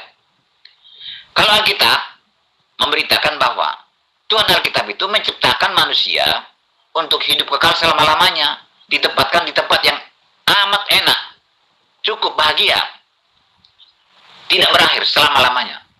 Tapi oleh karena kesalahan manusia, maka manusia itu susah-susah, sakit-sakit lalu mati. Maka karena kasih Tuhan itu kepada manusia, Tuhan tidak menginginkan kondisi manusia seperti itu, susah, sakit lalu mati. Tidak mau dia seperti itu. Lalu dia datang menggantikan kematian manusia. Dengan cara apa? Mengenakan sifat kemanusiaan Yesus. Lalu dia mati. Sehingga manusia yang percaya kepada Yesus boleh hidup kembali seperti semula. Itu cerita Alkitab. Kalau kamu tahu, kamu tidak pernah mengetahui itu. Kamu tahu hanya potongan-potongan, lalu kamu rangkai sesuai dengan apa yang kamu ingini. Justru Tuhan Lamsen yang tidak ngerti. Tuhan Lamsen itu yang Anda kedepankan adalah konsep ajaran Paulus. Menginginkan Tuhan itu datang menebus dosa kalian. Enak kali. Padahal Adam itu diciptakan tujuannya memang untuk mengisi bumi. Baca kitab yang Anda ambil dari agama lain. Kejadian 1 ayat 26. Berfirmanlah Allah, baiklah kita menjadikan manusia menurut gambar dan rupa kita, supaya mereka berkuasa atas ikan-ikan di laut, dan burung-burung di udara, dan atas ternak, dan atas seluruh bumi, dan atas segala binatang melata yang merayap di bumi. Berarti Adam itu memang dicipta untuk mengisi bumi. Nah, kalau dia dicipta untuk mengisi bumi, itu sudah pasti dia akan hidup layaknya kondisi bumi. Memang Anda melihat di bumi ini ada orang bisa makan tanpa berusaha? Anda melihat ada orang yang bisa menikmati hidup tanpa bekerja di bumi ini. Ini bumi, Tuan Lamsen. Ini adalah alam fana, alam biologis. Ya, kalau di alam biologis berarti orang memang harus berusaha untuk bisa hidup. Dan karena dia adalah fana, berarti dia terbatas. Nah, karena dia terbatas berarti Adam kelak akan mengalami kematian. Jadi Adam itu dicipta bukan untuk langsung di surga kekal di sana, tidak. Coba baca Kejadian 1 ayat 26 itu. Sebelum Adam diciptakan, memang sudah direncanakan untuk diciptakan untuk mengisi bumi, Tuan Lamsen. Jadi jangan Anda mengatakan saya comot-comot. Anda lah yang menutupi semua kebenaran demi untuk mengajarkan konsep ajaran pagan. Tuhan Anda menjadi manusia, tidak bisa berbuat apa-apa dari dirinya sendiri, apalagi kembali menjadi Tuhan. Dan ini Anda hindari, Anda tidak bisa menjawab. Kalau Tuhan Anda sudah menjadi manusia, dan setelah menjadi manusia dia tidak bisa berbuat apa-apa, jangan mimpi Tuhan Anda itu bisa menjadi Tuhan kembali. Ngerti Tuan Lamsen? Ya sudah, itu kan menurutmu. Kalau menurut Alkitab, baca. Saya tidak mau tunjukkan ayatnya. Siapa yang pengikut Yesus non-Yahudi? Banyak. 700 murid Yesus. Itu bukan orang Yahudi semua. Baca Alkitab. Makanya kamu sok-sok tahu ajaran Alkitab, tapi kamu tidak tahu. Jul ya. Jadi begini Jul. Ada atau tidaknya pengikut Yesus orang Yahudi atau non-Yahudi, tidak masalah. Tapi ajaran Alkitab adalah Tuhan itu menciptakan manusia untuk hidup kekal selama-lamanya. Tidak sakit-sakit. Bahagia terus. Tidak susah-susah. Lengkap semua makanannya. Ditempatkan di dunia. Dan yang ada tamannya. Tapi oleh karena kesalahan manusia, maka manusia itu menderita susah, sakit-sakitan, dan bumi pun terkutuk. Akibatnya, manusia pun mati. Kondisi seperti ini tidak diinginkan oleh Tuhan, karena Tuhan mengasihi manusia. Lalu ingin menyelamatkan manusia dari kondisi ini. Dengan cara apa? Dengan cara menggantikan kematian manusia itu, supaya bisa menggantikan manusia dengan cara apa? Dia harus mengenakan sifat kemanusiaan supaya bisa mati, supaya bisa ada teladan. Dan tidak ada manusia yang mampu menyelamatkan manusia dari kematian kekal akibat dosa itu. Hanya Tuhan. Itu inti ajaran Alkitab, Jul. Kamu tidak tahu itu kalau kamu hanya potong-potong ajaran Alkitab. Sementara ajaran Al-Quran beda. Allah SWT menciptakan manusia, lalu ditakdirkan susah-susah, sakit-sakit, lalu mati. Supaya lepas dari kematian, sebelum mati, manusia itu diperintahkan menyembah-nyembah Allah dengan persyaratan-persyaratan. Banyak persyaratannya. Banyak liturgi-liturginya. Kalau tidak masuk neraka. Jadi beda. Ya, Jul. Jadi kamu hanya mempelajari potongan-potongan ajaran Alkitab. Sehingga kamu keder seperti itu. Tidak memahami. Anda mimpi Tuan Lamsen. Anda mimpi dengan konsep itu. Anda mengatakan Yesus punya murid 700. Itu menurut pengarang kitab Anda kan? Bukan menurut Yesus. Paham? Kalau menurut Yesus, dia sudah pesan kepada muridnya agar jangan ke bangsa lain. Titik. Lalu kemudian ketika Anda berbicara mengenai tujuan daripada Adam, anak keturunannya diciptakan, Anda mimpi. Di dalam kitabnya agama lain yang Anda jadikan sebagai kitab, meski hanya sebagai pameran aja, nggak digunakan. Pafarek otam Elohim Fayomer alachem Elohim Firru erfu umil'u et haaretz Fekishuha. Lalu dikatakan uredu biqdak, ya, hayam of hasamayim, ya, hasamayim. Kemudian dikatakan ofekal haya haromeset, ya. Haromeset di situ karena dia dimulai dengan huruf he, lalu kemudian huruf res, ada mim dan juga ada thet di situ. Jadi haromeset al haaretz, di atas bumi. Hal haaretz itu artinya di atas perut bumi gitu loh. Jadi di dalam Kejadian 1 ayat 28 itu dikatakan Allah memberkati mereka. Jadi dia tidak dikutuk. Jadi tidak ada dosa waris itu. Dosa waris itu buatan Paulus demi untuk memproklamirkan agama Kristen kepada non-Yahudi. Makanya Anda sekarang menjadi Kristen. Allah memberkati mereka. Itu jelas di dalam kitabnya Bani Israel. Ya, fafarek otam. Dan Allah memberkati mereka. Itu yang Anda harus pahami. Lalu dikatakan Elohim, Payomer. Kemudian Allah itu berkata.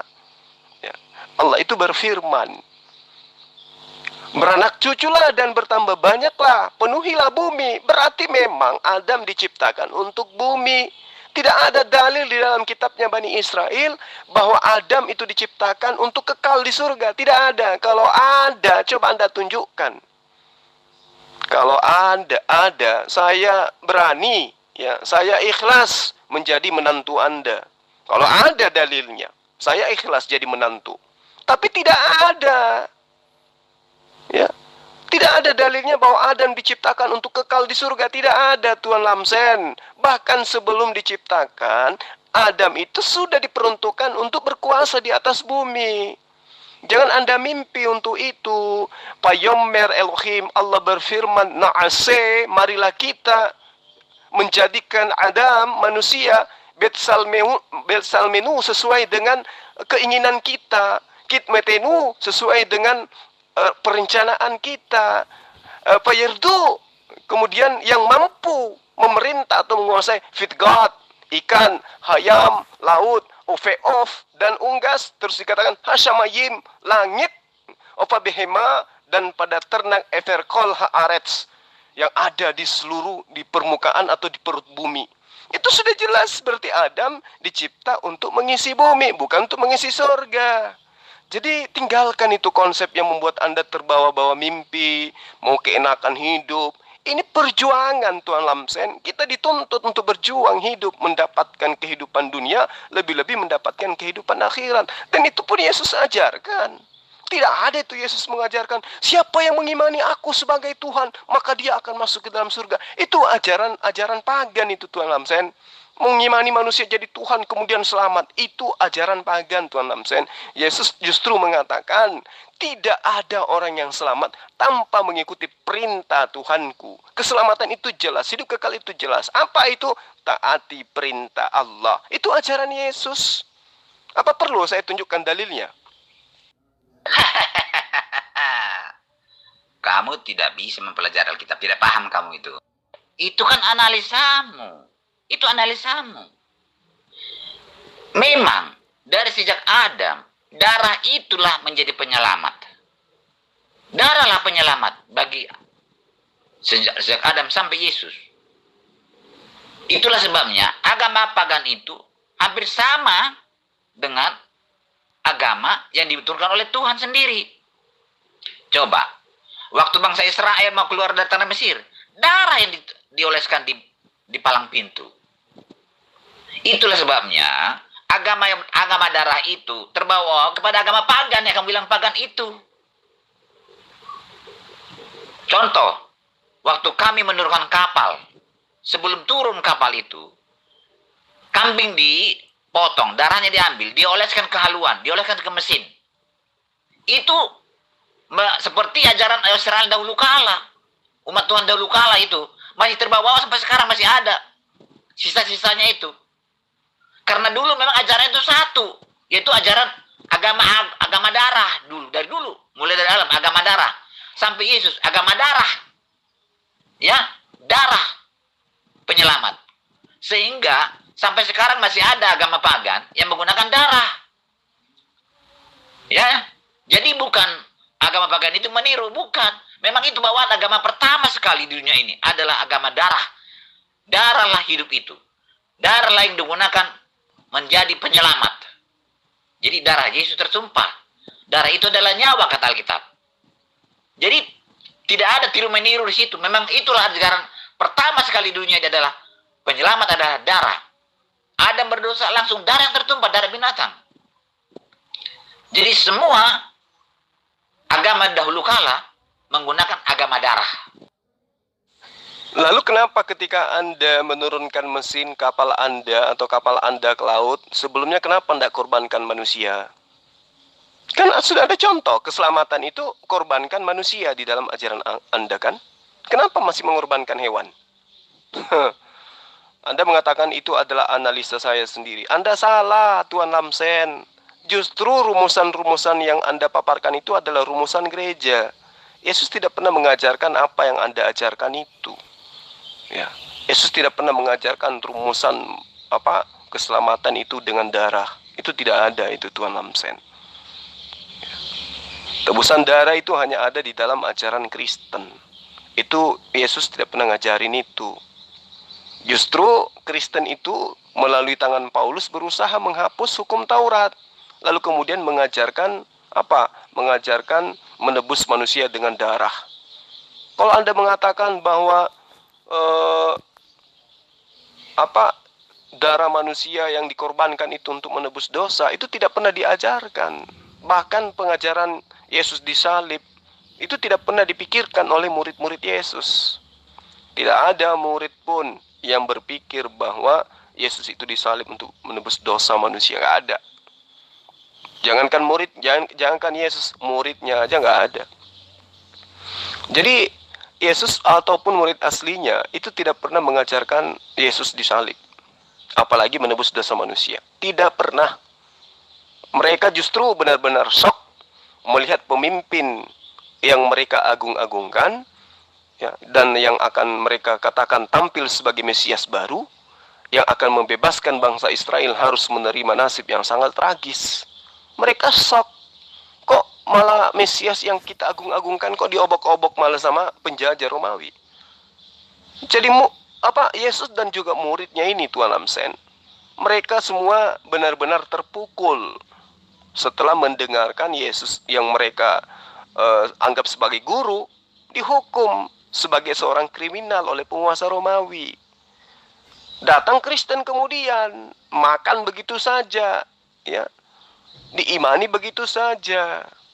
Padahal penyaliban Yesus itu justru melahirkan kekecewaan kepada pengikut-pengikutnya yang asli. Ini benar-benar mengerikan mereka. Ya, seperti terlihat pada tindakan-tindakan mereka.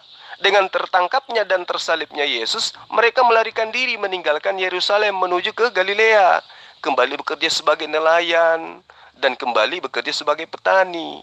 Mati terhina sebagaimana yang dialami Yesus bukanlah salib, ya, yang sesuai dengan apa yang diagung-agungkan Kristen. Tetapi itulah merupakan sesuatu yang bukan nasib yang harus diterima oleh Mesias keturunan Daud. Karena keturunan Daud seharusnya membangun kembali kerajaan Israel, bukan malah mati di tangan penjajah. Begitu, Tuan Lamsen. Selamat pagi menjelang siang, Pak Juma. Pak Juma tidak mengerti secara utuh Injil. Tidak mengerti secara utuh siapa itu Paulus. Tidak mengerti secara utuh siapa itu Yesus. Tidak mengerti secara utuh apa itu Bibel. Jadi saya sangat sayangkan Pak Juma banyak mengeluarkan statement tetapi tidak mengerti. Jadi tidak ada pengikut Yesus di luar Yahudi. Sida-sida dari Ethiopia itu di Kisah Para Rasul 8 ayat 30-31. Waktu itu dia membaca kitab Nabi Yesaya. Roh Kudus menyuruh Filipus menjumpainya. Bertanyalah Filipus kepada sida-sida dari Ethiopia, mengertikah Tuhan yang Tuhan baca itu? Jawabnya, bagaimana saya bisa mengerti kalau tidak ada yang mengajari? Bermula dari situ, Filipus memberikan pengajaran kepada sida-sida dari Ethiopia. Akhirnya sida-sida itu dibaptis jadi pengikut Yesus. Paulus adalah ahli Taurat yang lebih tahu kitab Taurat, yang lebih tahu hukum-hukum Taurat. Mulanya dia bernama Saulus. Mulanya dia menganiaya para pengikut Yesus.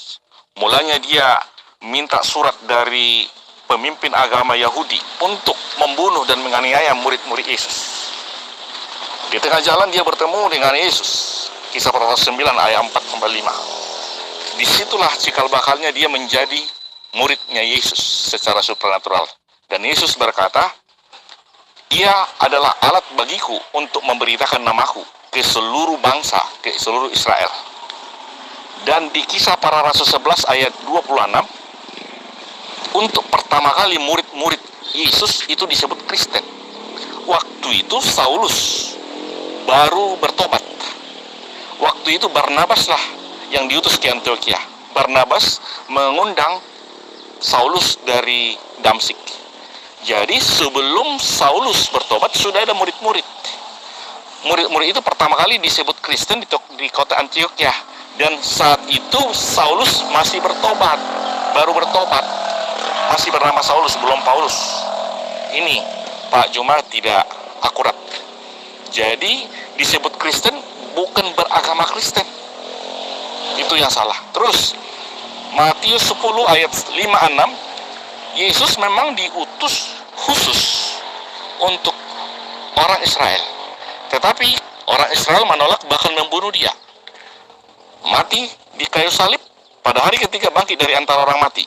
Setelah dia bangkit, dia menampakkan diri kepada murid-muridnya dan pengikut-pengikutnya. Di Matius 28 ayat 16, ke-11 murid itu diutus untuk seluruh bangsa. Matius 28, 16 dan 19. Jadikan semua bangsa muridku dan baptislah mereka dalam nama Bapa dan Anak dan Roh Kudus. Dan ketahui, ajarlah mereka melakukan segala sesuatu yang kukatakan kepadamu. Dan ketahuilah, aku senantiasa menyertai kamu sampai ke akhir zaman. Itu perintah Yesus. Seluruh bangsa. Paulus juga ke seluruh bangsa, bukan cuma Yahudi. Jadi Pak Juma salah. Pengikut Yesus di luar Yahudi banyak. Di Kisah para Rasul itu sida-sida dari Ethiopia ada yang tertulis di kitab suci, di Bible. Jadi Pak Juma tahu ayat firman Tuhan tetapi tidak mengerti. Kasihan gitu. Jadi di dalam Zoom juga kita sudah ada komunikasi tapi salah. Jadi pemahaman Pak Jum itu tidak utuh. Jadi saya tahu teman-teman Kristen yang di sini pun memahami itu. Cuma mungkin kalau dalam bersilat lidah, dalam debat mungkin nggak terbiasa. Tapi saya sudah beberapa kali kita Zoom, ada 2 kali ya. Dan kita juga ada komunikasi seperti ini. WA pribadi saya juga ada. Dan saya melihat Pak Jum itu tidak utuh memahaminya. Banyak orang-orang Muslim tidak mengenal itu Paulus, tetapi mereka membuli itu Paulus siapa. Paulus itu ahli Taurat, muridnya Gamaliel yang lebih tahu hukum-hukum Taurat, bahkan menganiaya pengikut-pengikut Yesus, berbalik menjadi alat bagi Yesus. Demikian Pak Juma. Saya jauh lebih mengerti dari Pak Dokter. Yang Anda tuduhkan saya tidak mengerti karena saya mengkaji kekristenan itu menggunakan akal. Sementara Anda menjadi Kristen tidak dengan akal, tetapi dengan iman. Tidak usah terlalu jauh Pak Dokter. Kalau Anda mengimani Yesus itu adalah Tuhan, dan setelah menjadi Tuhan menurut Anda dia wajar tidak mengetahui hari kiamat, tidak bisa berbuat apa-apa dari dirinya sendiri karena dia dalam kondisi manusia. Pertanyaan saya yang tidak dijawab oleh Tuan Lamsen, tolong Anda bantu. Sebagai dokter saya minta Anda mampu untuk menjawab ini. Sisi ketika Tuhan Anda menjadi manusia, dia tidak mampu berbuat apa-apa dari dirinya sendiri. Sekarang, Tuhan Anda yang tidak mampu berbuat apa-apa dari dirinya sendiri itu, bagaimana caranya bisa ya berkuasa menjadi Tuhan yang menciptakan alam semesta? Coba Anda jelaskan kepada kita. Kalau potongan-potongan, iya, kamu bisa memotong-motong lalu kamu rangkai seperti itu. Seharusnya mempelajari ajaran Al-Quran dan mempelajari ajaran Alkitab itu harus secara utuh. Intinya seperti ini, Jul. Jangan kamu potong-potong ajaran Alkitab kami itu. Intinya seperti ini.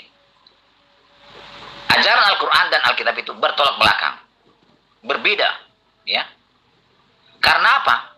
Karena Al-Quran mengatakan Allah Subhanahu wa Ta'ala menciptakan manusia itu, lalu ditakdirkan susah-susah, sakit-sakitan, lalu mati. Supaya selamat dari kematian, sebelum matinya itu manusia diperintahkan oleh Allah Subhanahu wa Ta'ala. Ngapain? Menyembah Allah. Sesuai dengan liturgi-liturgi yang ditetapkan oleh Allah sendiri. Kalau tidak menyembah Allah, dia akan mati terus selama-lamanya. Itu menurut Al-Quran. Nah, bedakan dengan ajaran Alkitab. Alkitab tercatat bahwa Tuhan Alkitab itu menciptakan manusia itu untuk hidup kekal selama-lamanya.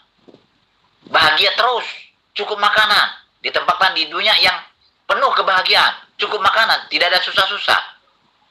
Untuk selama-lamanya tanpa akhir.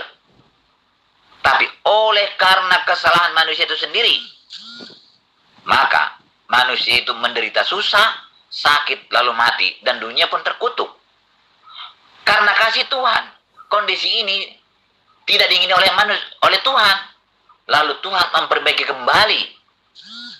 Dia datang ke dunia dengan cara apa? Mengenakan sifat kemanusiaan, Yesus. Lalu menggantikan kematian manusia itu dengan matinya Yesus. Bagi orang yang percaya kepada Yesus, dia selamat. Itu cerita Alkitab. Jadi Yesus itu adalah manusia. Adalah Tuhan, bukan manusia. Yesus itu adalah Tuhan yang datang ke dunia ini untuk menyelamatkan manusia. Yesus adalah Tuhan yang datang sebagai manusia untuk menyelamatkan manusia. Karena menurut Alkitab, tidak ada manusia yang mampu menyelamatkan manusia dari kematian kekal akibat dosa itu. Hanya Tuhan. Jadi Yesus adalah Tuhan, bukan manusia. Paham? Tuan Lamsen, saya tidak potong-potong. Saya terjun menjadi kristologi itu karena saya sudah tamat mengkaji kitabmu, lebih-lebih mengkaji kitab saya. Pahami itu. Makanya hampir semua kristolog dari Kristen itu kocar-kacir ketika berdialog secara langsung dengan kita. Karena kenapa? Kristen itu mengimani kitab mereka dengan cinta. Menyembah Yesus, menuhankan Yesus dengan cinta.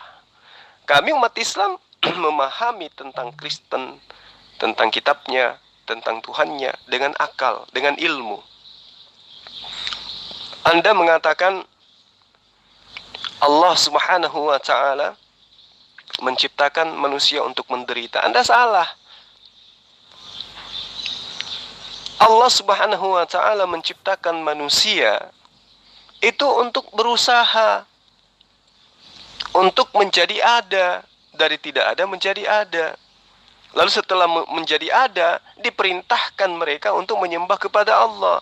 Bukan keenakan seperti yang Anda mau, seperti dalam agama Anda. Begitu percaya Yesus adalah Tuhan, Anda diselamatkan. Bukan seperti itu. Dalil pijakannya jelas ada di dalam kitab Anda. Saya bukan comot, tapi tidak mungkin saya membacakan satu kitab kepada Anda. Lagian tidak ada gunanya. Makanya saya terangkan ayat per ayat supaya Anda itu bisa terwaraskan. Ya. Dikatakan bahwa Allah itu memberkati Abraham di dalam kitab Kejadian 1 ayat 28. Dikatakan bahwa Allah menciptakan Adam memang untuk diperuntukkan di bumi. Karena dia berada di bumi, berarti dia harus klop dengan kondisi bumi. Bumi ini sebagai tempat tinggal yang berkesesuaian dengan kodrat manusia. Tidak seperti yang Anda bayangkan, Adam harus tinggal terus di dalam surga, di Gan Eden. Tidak. Kalau Adam itu terus-terusan tercipta kekal untuk di Gan Eden tanpa harus ke bumi, Anda simpan di mana otak Anda sampai Anda tidak bisa mencerna kitab Kejadian ayat 26 ketika Allah belum tapi baru berencana mau mencipta manusia. Dia sudah katakan menciptakan manusia, kelak nantinya manusia yang akan diciptakannya itu mengisi bumi. Berarti Adam itu dicipta di Gan Eden sebagai satu perencanaan. Tahap kedua memang untuk mengisi bumi. Kalau Anda tidak paham original teksnya, saya sudah membacakan terjemahannya. Kalau Anda juga belum paham, itulah saya katakan bahwa memang Anda ini adalah serigala hitam. Ya, serigala yang asal serodok, asal imani saja, nggak paham tentang kitabnya sendiri. Sudah kitabnya ambil dari agama lain, sudah kitabnya adalah terjemahan, masih juga tidak dipahami. Ketika ada orang yang menjelaskan, dituduh mencomot ayat. Sementara kalau diminta satu ayat saja, pembenarannya dengan konsep yang dia inginkan, tidak mampu juga dia tunjukkan. Contoh, ketika saya tanya, mana dalilnya bahwa Adam diciptakan memang untuk mengisi Gan Eden? Ada tidak? Bahwa dia diciptakan untuk kekal di Gan Eden. Kalau ada, Anda boleh ya jadikan saya sebagai menantu. Ada enggak? Coba Anda tunjukkan kepada kita. Kamu itu hanya suka menuduh-menuduh. Tanpa Paulus pun saya tahu bahwa Yesus adalah Tuhan. Bukan Paulus mengajarkan Yesus adalah Tuhan. Buang kitab tulisan Paulus itu dari Alkitab kami. Tetap saya harus menyembah Yesus karena dia adalah Tuhan. Kamu itu hanya duduk-duduk saja. Tanpa pelajaran atau tulisan Paulus di Alkitab, tetap hidup bahwa Yesus adalah Tuhan. Kalau Yesus tidak diajarkan bahwa dia itu adalah Tuhan, ya, lalu dari mana Anda bisa mengetahui bahwa manusia bernama Yesus itu adalah Tuhan? Jawab. Yang menulis kisah Yesus adalah Yohanes, Matius, Markus, Yohanes. Tapi tulisan itu juga kamu membantah dia. Kamu sudah gila di situ. Saya lebih percaya kepada ajaran Alkitab saya secara utuh daripada kamu potong-potong lalu kamu pilih-pilih, kamu mengatakan ajaran-ajaran yang salah, tidak sesuai. Yang jelas, Yesus itu adalah Yesus yang pernah mati tersalib, hidup kembali masuk ke surga. Penulisnya adalah Matius, Markus, Lukas, dan Yohanes. Untuk membantah itu juga kamu gunakan tulisan Matius, Markus, Lukas, dan Yohanes. Kamu sudah gila di situ. Ya? Kamu itu tidak pernah bisa mengajarkan ajaran Al-Qur'anmu. Karena memang Al-Qur'anmu itu tidak bisa terbukti kebenarannya. Sehingga kamu terpaksa menggunakan potongan-potongan Alkitab kami untuk membuktikan kebenaran Al-Qur'anmu. Heran saya lihat kamu itu, Jul. Ya? Jadi kamu itu percaya kepada tulisan Matius, Markus, Lukas, Yohanes, sebagian tidak percaya. Dengan dasar apa kamu itu? Siapa yang mengajarkan kamu seperti itu? Justru terbalik, Anda yang gila. Anda menuhankan Yesus karena di dalam kitab Anda itu ada yang mengajarkan Yesus itu Tuhan. Tetapi di kitab yang sama juga mengajarkan Yesus itu bukan Tuhan. Nah, Anda tuhankan, berarti yang gila Anda, bukan saya. Tugas saya hanya untuk memberikan edukasi kepada Anda bahwa Yesus itu bukan Tuhan berdasarkan kitab Anda. Nah, kalau di dalam kitab Anda mengajarkan Yesus itu Tuhan, dan di dalam kitab Anda juga mengajarkan Yesus itu bukan Tuhan, yang mengatakan Yesus bukan Tuhan adalah Yesus, yang mengajarkan Yesus itu adalah Tuhan adalah pengarang kitab Anda. Pertanyaannya, yang Anda percaya siapa? Yesus yang berkata di dalam kitab Anda atau pengarang kitab Anda? Karena di dalam kitab Anda itu kan ada perkataan-perkataan Yesus, ada perkataan pengarang. Nah, mana yang Anda percaya? Perkataan Yesus atau perkataan pengarang?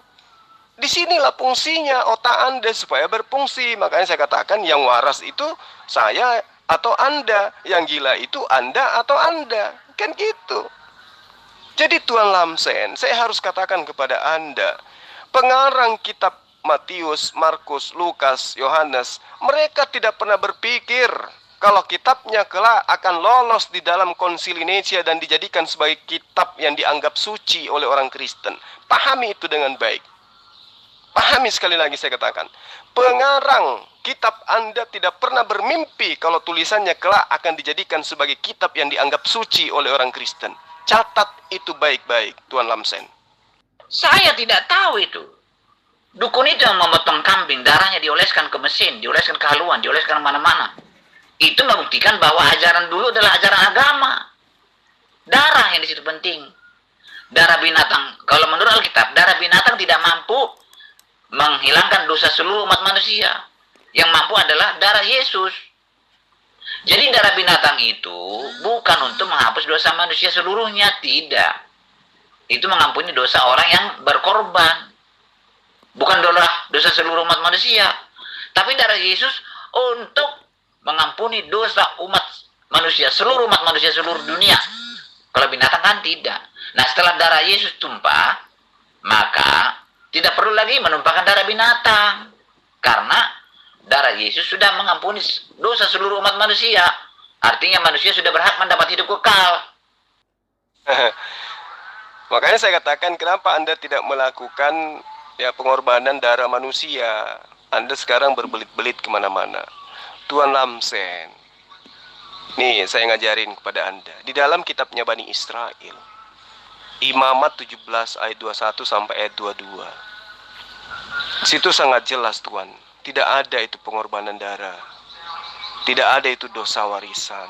Karena tidak ada dosa warisan, maka tidak ada penebusan dengan darah manusia. Anda hanya bermimpi oleh karena ajaran Paulus dan kawan-kawan. Mereka meneruskan ajaran pagan yang kemudian mengambil nama Yesus, mengambil kitabnya Bani Israel untuk dicocok-cocokkan. Hari yang ditentukan untuk ibadah, memohon ampun atas dosa orang-orang Yahudi yang tidak mampu mentaati hukum Taurat secara sempurna, dilakukan pada hari Yom Kippur. Oke? Jadi ada hari di mana mereka bertaubat karena mereka tidak mampu melaksanakan hukum Taurat secara sempurna. Orang-orang Yahudi yang merasa pernah melakukan dosa karena tidak mentaati seluruh hukum Taurat, harus mengakui dosa-dosa mereka di atas kepala seekor kambing. Kambing yang telah dibebani dengan dosa-dosa. Kemudian akan dilepas ke padang gurun sebagai kambing hitam. Itu dijelaskan di dalam Imamat yang saya katakan tadi. Nah, selanjutnya di dalam Imamat 23 ayat 27, dalam pandangan agama Yahudi, setelah dosa seseorang telah dilemparkan ke kambing hitam, urusannya belum selesai. Dalam perayaan Yom Kippur, Tuan Lamsen, agar Anda tahu, mereka itu diajarkan selanjutnya untuk menginginkan pengampunan dosa harus mengorbankan seekor domba yang tidak bercacat. Itulah yang saya katakan di dalam Imamat 27 ayat 27. Imamat 23 ayat 27. Tuhan berfirman kepada Musa, akan tetapi pada tanggal 10 bulan yang ke-7 itu ada hari pendamaian.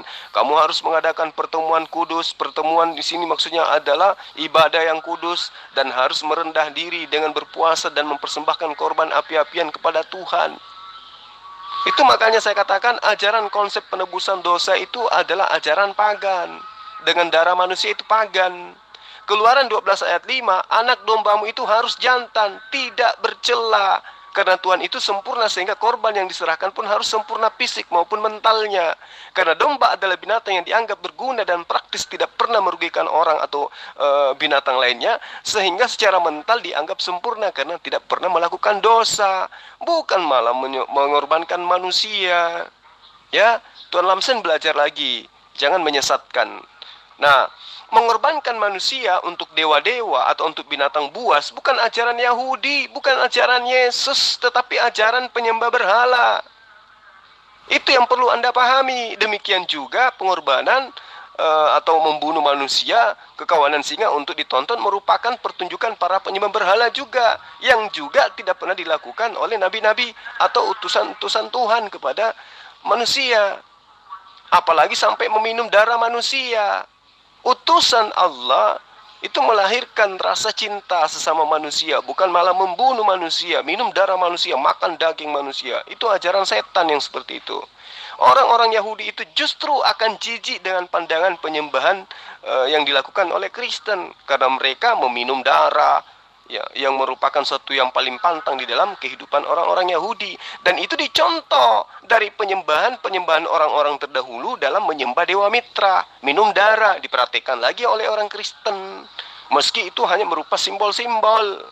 Ya, jadi di dalam konsep agama Yahudi, pengertian jatuh ke dalam dosa adalah jika mereka gagal mentaati hukum Taurat di dalam kehidupan mereka sehari-hari.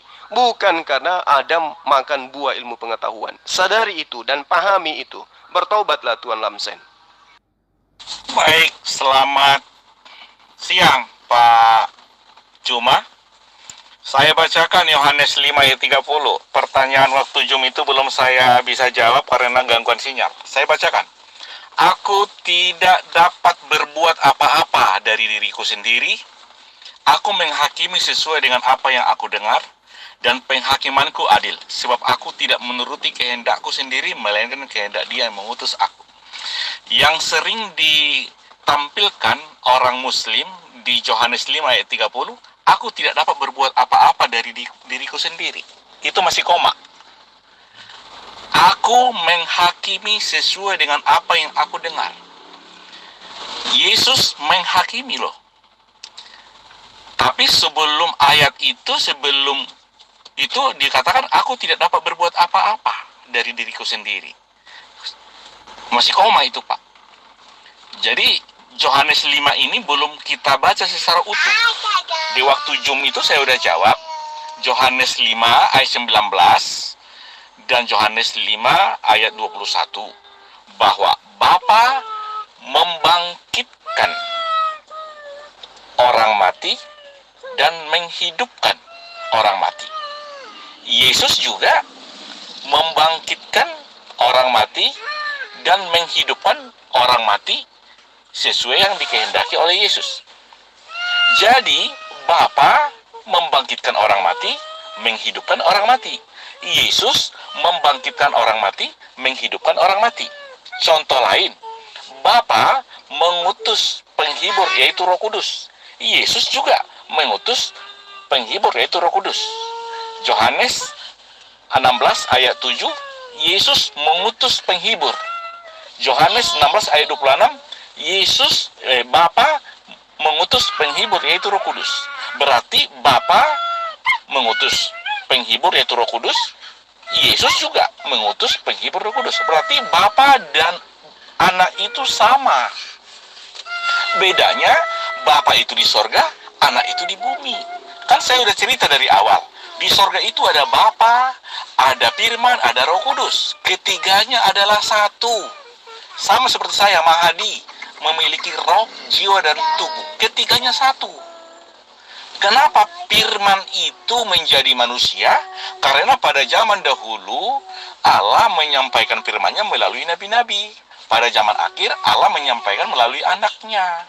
Oleh anaknya, Allah menciptakan alam semesta. Jadi anaknya itulah yang menciptakan alam semesta. Oleh anaknya, Allah menciptakan alam semesta. Ibrani 1 ayat 2. Berarti anaknya itu adalah Firman. Oleh Firman, Allah menciptakan alam semesta. Itu yang saya bilang, Pak Juma pemahamannya nggak utuh. Bukan karena logika nggak punya. Logikanya, Allah menciptakan alam semesta melalui Firman. Ayat Ibrani 1 ayat 2, oleh anaknya alam semesta diciptakan. Berarti anaknya itu adalah Firman. Jadi itu yang saya maksud Yohanes 5:30, aku tidak dapat berbuat apa-apa dari diriku sendiri. Setelah itu aku menghakimi sesuai dengan apa yang aku dengar. Satu sisi tidak dapat berbuat apa-apa, tetapi satu sisi dia hakim. Di ayat sebelumnya masih Yohanes 5, Bapa membangkitkan orang mati, Yesus, dan menghidupkannya. Yesus juga membangkitkan orang mati dan menghidupkannya. Di ayat lain, Bapa mengutus penghibur atau Roh Kudus, Yesus juga mengutus penghibur Roh Kudus. Sama dan selepel, karena dia sendiri sebenarnya. Bedanya adalah Yesus jadi manusia, Firman jadi manusia. Yohanes 16 ayat 7 berkata, jika aku pergi, penghibur itu tidak datang padamu, maka lebih baik aku pergi. Nah, setelah Yesus terangkat ke sorga, Yesus mengutus penghibur yaitu Roh Kudus. Di ayat Yohanes 14 ayat 26, Bapa juga mengutus penghibur yaitu Roh Kudus. Berarti baik Bapa atau Yesus satu pribadi, satu hakikat. Jadi Bapa sama Firman sama. Seperti Mahadi ini ada roh, jiwa, dan tubuh. Rohnya Mahadi, ya Mahadi. Jiwanya Mahadi, ya Mahadi. Tubuhnya Mahadi, ya Mahadi. Jadi baik Bapa, baik Firman, baik itu Roh Kudus, itu Yesus. Karena Bapa bukan nama, Firman bukan nama, Roh Kudus bukan nama. Demikian Pak Juma. Jadi gini Pak Dokter, apapun yang Yesus lakukan, itu sudah jelas kan? Anda membacakan dalilnya sendiri kan? Di ayat Yohanes 5 ayat 30, kenapa otak Anda susah untuk mencerna itu? Ya, aku tidak menuruti kehendakku sendiri, melainkan kehendak Dia yang mengutus aku. Penghakimanku adil. Kenapa? Karena aku tidak menghakimi dari diriku, tapi menghakimi sesuai apa yang diperintahkan oleh yang mengutus aku. Berarti kan sudah jelas. Anda mengatakan Yesus memberikan hidup yang kekal, Yesus membangkitkan orang yang mati. Apakah itu berasal dari dirinya sendiri? Bukan, melainkan sesuai dengan kehendak Dia yang telah mengutus Yesus. Apa yang Anda permasalahkan kemudian? Anda mengatakan Yesus dan Bapa itulah itu sendiri, tapi Anda mengatakan perbedaannya adalah Bapa di surga, Yesus di bumi. Nah, itulah perbedaannya. Justru perbedaan itu membuktikan Yesus itu bukan Tuhan. Anda yang mengasumsikan Yesus itu Tuhan dengan berbagai macam dalil. Bawa-bawa Ibrani lagi. Ketika Anda mengatakan Yesus itu di dalam Ibrani 1, Yesus itu menciptakan, itu karena kalian memahami Yesus itu adalah firman. Padahal Yesus itu bukan firman. Berapa kali saya harus katakan kepada Anda, Yesus itu bukan firman. Tahu firman nggak? Firman itu perkataan. Dan Yesus itu bukan perkataan. Yang menjadikan Yesus itu firman adalah kalian Kristen-Kristen ini. Tapi Yesus tidak pernah mengatakan, akulah firman. Mana? Coba Anda tunjukkan dalilnya. Di mana, Pak Dokter? Di mana Yesus mengaku, akulah firman? Di mana Yesus katakan itu? Tidak ada. Ya, Yesus itu adalah ciptaan murni. Makanya dia mengatakan, aku tidak dapat berbuat apa-apa dari diriku sendiri. Ngerti nggak kalau Yesus mengatakan dari diriku? Berarti dari dirinya sebagai manusia, dia tidak mampu berbuat apa-apa. Nah, apakah dia adalah Tuhan itu sendiri? Bukan, dia adalah orang yang diutus oleh Tuhan. Melainkan kehendak Dia yang mengutus aku. Jelas kan? Makanya di ayat lain dia mengatakan, tidak ada yang tahu tentang kiamat. Matius 24 ayat 36. Ya. Anak pun tidak tahu, anak pun tidak tahu. Berarti Yesus pun tidak tahu hari kiamat. Nah, kalau Yesus tidak tahu hari kiamat, bagaimana kemudian Anda mengatakan dia itu adalah Bapa itu sendiri? Maka Anda akan mengembalikan kata Anda, oh dia kan dalam keadaan manusia. Nah, karena itulah ketika dia adalah manusia, dia tidak mampu berbuat apa-apa dari dirinya sendiri. Karena dia manusia, bukan Bapa itu sendiri. Yang menjadikan Yesus itu Bapa itu sendiri adalah kalian Kristen. Kalian Kristen ini yang menjadikan Yesus itu adalah Bapa itu sendiri. Sementara Yesus hanya mengatakan dirinya sebagai anak manusia. Apakah Bapa anak manusia? Bukan. Karena itulah saya bilang, Pak Dokter, jangan Anda campur adukan kebenaran akal dengan asumsi agama. Itu Anda sedang menjabarkan asumsi agama Anda terhadap pengajaran Yesus. Nah, kalau Yesus itu tidak bisa mengetahui kapan kiamat, berarti dia benar. Dia adalah manusia yang seutuhnya tidak bisa berbuat apa-apa. Apa yang dia lakukan? Membangkitkan orang mati. Ya. Apalagi yang Anda anggap dia sebagai Tuhan, mengampuni dosa. Semua itu dia lakukan apa? Berdasarkan pengakuannya. Aku tidak menuruti kehendakku sendiri. Karena kalau aku menuruti kehendakku sendiri, aku tidak bisa berbuat apa-apa. Karena aku manusia. Apa yang aku lakukan, apa yang aku kerjakan, adalah apa yang diperintahkan Bapa untuk aku kerjakan. Dia membangkitkan karena perintah Bapa. Coba, apalagi yang Anda anggap Yesus itu sebagai Tuhan? Anda sudah mengatakan, perbedaannya Bapa di surga, dia ada di bumi. Nah itu, makanya gunakan akal. Sekali lagi saya katakan kepada Anda, kalau Yesus itu tidak tahu hari kiamat, bagaimana mungkin kemudian manusia ini bisa berubah menjadi pencipta alam semesta? Coba Anda jawab di situ. Jul, maaf Jul, kamu hanya menyangkal-menyangkal. Baca kisah perjalanan bangsa Israel waktu keluar dari tanah Mesir ke tanah Kanaan. Semua umat-umat Tuhan, mulai dari Adam sampai Yesus mati itu, selalu mengorbankan binatang, mencurahkan darah binatang setiap pagi dan sore. Baca, Jul, kamu jangan hanya membantah, tapi kamu tidak pernah membaca. Nah, itu mulut Anda sendiri yang mengatakan mereka mengorbankan binatang, tidak pernah mengorbankan manusia, apalagi Tuhan. Otak di mana otak? Saya udah sampaikan kepada Anda, Tuan Lamsen. Sebagai serigala hitam, Anda harusnya paham dan tersadarkan. Kenapa saya katakan begitu? Karena tidak ada dosa waris di dalam konsep para nabi. Ketika mereka berdosa, karena akibat daripada hukum Taurat mereka tidak sempurnakan di dalam kehidupannya, maka mereka pada hari Yom Kippur, mereka melakukan pengampunan dosa. Mereka yang pernah merasa melakukan dosa karena tidak mentaati seluruh hukum Taurat, mengakui dosa-dosa mereka di atas kepala seekor kambing. Baca Imamat 17 ayat 21 ayat 22. Jadi tidak ada itu pengorbanan manusia, hanya ajaran penyembahan dewa-dewa, ajaran animisme, ajaran setan yang mengajarkan mengorbankan manusia untuk menebus dosa manusia. Ingat itu. Ya. Makanya Anda kewalahan, Anda bingung dengan alasan Anda menutupi kebingungan Anda dengan mengatakan Tuhan kami ajaib. Apaan ajaib? Ajaibnya di mana Yesus itu coba? Manusia dia tidur, ya lapar, wasos. Ajaibnya di mana? Ajaibnya ketika Anda mempertontonkan kebodohan Anda, mengakui manusia yang 100% itu sebagai Tuhan. Di situ ajaibnya. Anda yang ajaib, bukan Yesus. Paham? Pak Jumat, tolong ditampilkan ayat mana yang mengatakan bahwa bahwa Yesus itu bukan Tuhan. Tertulis di mana? Dan siapa yang berkata? Dan kepada siapa dia berkata? Demikian Pak Jumat. Anda terlalu naif, Pak Dokter. Semua yang ada di dalam perkataan-perkataan Yesus yang ada di dalam kitab Anda, ya, 1000 berjuta, bermiliar, bertriliun persen Yesus mengakui dia bukan Tuhan. Semua perkataannya, yang katanya yang warna merah itu perkataan Yesus. Semua perkataan yang berwarna merah, tidak ada satupun atau sepotong pun atau secuil pun dalil pengakuan Yesus kalau dia itu adalah Tuhan. Bahkan semuanya bertriliun-triliun Yesus itu mengakui kekuatannya hanya sebagai manusia. Tapi kalau Anda mampu menunjukkan sebagai dokter, saya minta Anda mempertaruhkan identitas keilmuan Anda secara ilmiah. Di mana Yesus mengaku dirinya sebagai Tuhan? Tunjuk satu ayat. Coba. Tunjuk satu ayat. Kalau memang Anda mampu menunjukkan di mana Yesus mengakui dirinya adalah Tuhan pencipta alam semesta, tunjuk satu ayat. Hari ini juga saya berhenti menjadi kristolog.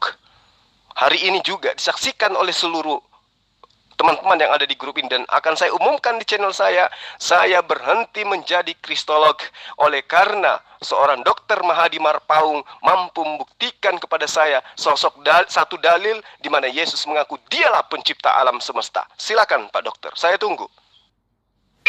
Oke, dilanjut ini yang umat saudara-saudara muslim ikut nyimak saja, nggak usah cukup Pak Lamsen dengan Dr. Mahadi aja ya, yang melawan Ustaz Suma ya. Ini kalau Ustaz Suma dikeroyok sama Saleh nih, jangankan dua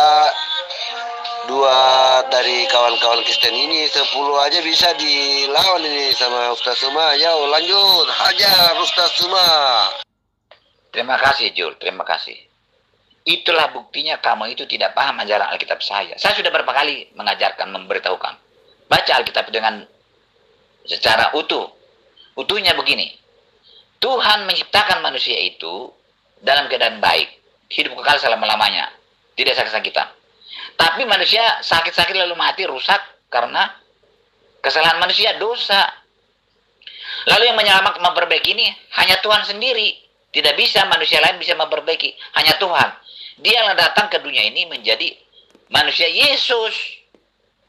Jangan pakai potong-potongan ayat-ayat untuk membuktikan bahwa Yesus bukan Tuhan. Jangan pakai ayat lain. Pakai ajaran Alkitab itu, ya. Tidak ada manusia yang mampu menyelamatkan manusia dari kematian kekal. Tidak ada manusia yang bisa memberi hidup kekal. Hanya Tuhan. Jadi Yesus mengaku memberi hidup kekal. Harus seperti itu mempelajari Alkitab. Supaya mengenal Yesus, siapa Yesus itu. Jangan potong-potong ayat. Sehingga kamu bingung. Kamu bilang Yesus manusia. Tidak.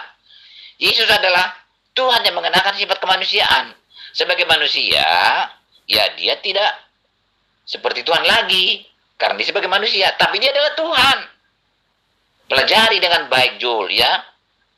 Kamu itu berkata seperti itu karena kamu tidak mempelajari secara utuh ajaran Alkitab kami. Sulit untuk menantang kamu. Karena dalam otakmu itu hanya potongan-potongan ajaran Alkitab yang tidak bisa kamu buang lagi. Tuan Lamsen. Semoga Anda mendengarkan VN saya nantinya. Anda mengatakan Tuhan Anda itu awalnya menciptakan manusia tanpa sakit, tanpa ini, tanpa itu. Itu Anda maunya Anda itu gitu. Tapi Tuhan berkata lain, Tuan Lamsen. Kejadian 1 ayat 26 itu cukuplah sebagai tamparan keras buat Anda, sekiranya Anda masih ada potensi untuk menjadi waras. Baiklah kita menjadikan manusia menurut gambar dan menurut perencanaan, menurut rupa kita, menurut sketsa kita, menurut keinginan kita, ya, menurut apa yang kita rancangkan, supaya mereka berkuasa di atas ikan-ikan di laut, dan burung-burung di udara, dan atas ternak, dan atas seluruh bumi, dan atas segala binatang melata yang merayap di bumi. Artinya, dia diperuntukkan untuk mengisi bumi. Pahami itu dengan baik. Ini Adam belum diciptakan, memang sudah dirancangkan untuk mengisi bumi. Kalau dia dirancangkan mengisi bumi, berarti dia dirancangkan hidup di alam yang memiliki keterbatasan. Lalu ketika Anda mengatakan mereka ini membawa dosa kutuk, Anda salah. Di ayat 28-nya dikatakan Allah memberkati mereka. Allah memberkati mereka. Lalu mereka ini dikutuk berdasarkan ajaran Kristen. Padahal manusia itu diberkati. Beranak cuculah, bertambah banyaklah, penuhilah bumi dan taklukkanlah bumi itu. Berkuasalah atas ikan-ikan, ya, berkuasalah atas burung-burung dan segala binatang yang merayap di atasnya. Ini adalah perintah Allah kepada Adam, dan itu digenapi oleh keturunannya. Anda sebagai orang yang tidak menginginkan itu sama dengan setan, sama dengan iblis. Iblis itu sudah merasa nyaman, ya, tapi dengan terciptanya Adam, dia merasa terganggu. Akhirnya apa yang terjadi? Dia menyalahkan Adam. Gara-gara Adam ini sampai kita harus masuk neraka. Sama dengan Anda. Gara-gara Adam, Anda harus menanggung dosa. Gara-gara Adam, iblis juga menanggung dosa. Apa akibatnya? Kekal di neraka. Begitu juga Anda yang menuduh Adam sebagai akibat daripada dosa. Jadi antara iblis dan Anda itu tidak ada bedanya. Makanya secara terhormat saya sebut Anda itu sebagai serigala hitam. Kalau kemudian Anda mengatakan, itulah makanya Tuhan datang dalam rupa manusia untuk menembus manusia. Pertanyaannya kemudian akan menampar muka Anda. Apakah setelah Yesus datang yang menebus dosa waris, kemudian setelahnya manusia kembali seperti apa yang Anda mimpikan? Yaitu manusia setelah Yesus datang sebagai korban, manusia tidak lagi mengalami maut, manusia tidak lagi mengalami kesusahan. Faktanya, dari Adam sampai hari ini tetap saja manusia itu susah. Sesuai dengan pemikiran Anda. Faktanya dari Adam sampai hari ini, padahal Tuhan Anda sudah datang capek-capek, dibunuh di atas tiang salib, tetap aja faktanya manusia susah. Menurut pandangan Anda kan? Kalau kami umat Islam, kami bahagia hidup di dunia ini. Ada corona, kami bahagia. Ya, karena semua itu dikembalikan kepada Allah. Anda coba, buktinya sebelum Tuhan Anda nuzul menjadi manusia, dibunuh oleh manusia, tidak ada corona. Gimana padahal pada saat sudah ditebus katanya, justru ada corona. Berarti tidak dapat memberikan efek sama sekali sesuai dengan impian Anda. Yesus mau datang menebus dosa ataupun tidak datang menebus dosa, sama aja. Jadi konsep itu adalah konsep tahu isi basi yang Anda jajakan, Tuan Lamsen. Sadarlah, Tuan Lamsen. Sadar. Kehidupan manusia di muka bumi ini, ya, selain daripada menyembah kepada Allah, itu tidak. Makanya dikatakan, saya tidak menciptakan jin dan manusia, kecuali hanya untuk menyembah kepadaku. Pahami itu dengan baik. Artinya kehidupan kita selaku ciptaan, itu adalah diatur oleh Sang Pencipta. Bukan kita yang mengatur Sang Pencipta. Pahami itu. Sudah jelas, Yesus adalah Tuhan karena Yesus itu mampu memberi hidup kekal. Kamu tidak tahu bahwa Yesus bisa memberi hidup kekal? Mana ada manusia yang bisa memberi hidup kekal? Tidak ada manusia seperti Yesus yang asalnya bukan dari bumi ini. Manusia Yesus mati hidup kembali naik ke surga. Manusia mana seperti itu? Itu buktinya adalah Tuhan. Tidak ada manusia berkata, aku datang kembali menjemput kamu, membawa ke surga. Tidak ada perkataan manusia seperti itu. Tidak ada manusia yang mempunyai malaikat berlaksa-laksa. Mana ada manusia seperti itu? Itulah buktinya bahwa Yesus itu adalah Tuhan. Hanya Tuhan yang memiliki malaikat berlaksa-laksa, tidak manusia. Alkitab mengatakan hanya Tuhanlah yang bisa menyelamatkan manusia dari kematian kekal. Hanya Tuhanlah juru selamat. Yesus itu juru selamat. Berarti dia Tuhan. Banyak bukti-buktinya bahwa Yesus adalah Tuhan. Jul. Tuan Lamsen. Ujung-ujungnya Anda kembali juga ke kitab Anda. Katanya tanpa Paulus dan kawan-kawan, Yesus itu tetap aja Tuhan. Sekarang Anda menjilat lidah Anda sendiri, mengajarkan ajaran Paulus kembali dengan mengatakan Yesus itu akan kembali, Yesus itu menyelamatkan, Yesus itu memberi hidup yang kekal. Anda salah. Juru selamat itu cuma satu. Ya, tidak ada juru selamat selain daripada Allah. Karena Allah itu juru selamat, maka pola penyelamatannya kemudian adalah mengutus para nabi, mengutus para rasul, membawa aturan-aturan Tuhan. Maka mereka disebut sebagai juru selamat. Tetapi yang menyelamatkan adalah Allah. Mereka adalah wakil Allah untuk menyampaikan cara selamat itu seperti apa. Dan itu juga diajarkan oleh Rasulullah Muhammad SAW. Qul in kuntum tuhibbunallaha fattabi'uni yuhibbukumullah wa yaghfir lakum dzunubakum wallahu ghafurur rahim. Kalau Anda ingin selamat, maka ikutilah Rasulullah Muhammad SAW. Salomo juga mengatakan seperti itu. Jika Anda ingin selamat, ikutilah aku. Itu juga Salomo katakan. Musa juga katakan seperti itu. Kalau Anda ingin selamat, ikutilah aku. Jadi semua nabi utusan Allah itu adalah juru selamat Allah. Jadi Allah sang pemberi selamat, sebagai juru selamat, dia mengirimkan utusan-utusannya untuk memberi selamat kepada umatnya masing-masing. Anda terlalu naif, terlalu kecil otak Anda untuk memahami itu. Lalu kemudian ketika Anda mengatakan Yesus itu adalah Tuhan, dari mananya Anda bisa mengatakan Yesus itu adalah Tuhan? Yohanes 10 ayat 18, tidak seorang pun mengambil dia daripadaku, melainkan aku akan memberikannya menurut kehendakku sendiri. Aku berkuasa, kata Yesus. Aku berkuasa memberikannya. Aku berkuasa juga mengambilnya kembali. Kenapa? Karena itulah tugas yang ku terima dari Bapakku. Clear kan? Jadi Yesus itu memberikan kuasa, Yesus juga itu berkuasa, bisa membangkitkan, memberikan keselamatan. Kenapa? Karena itu memang tugasnya yang diberi oleh Bapaknya. Siapa Bapak itu? Tuhan alam semesta yang disembah oleh manusia.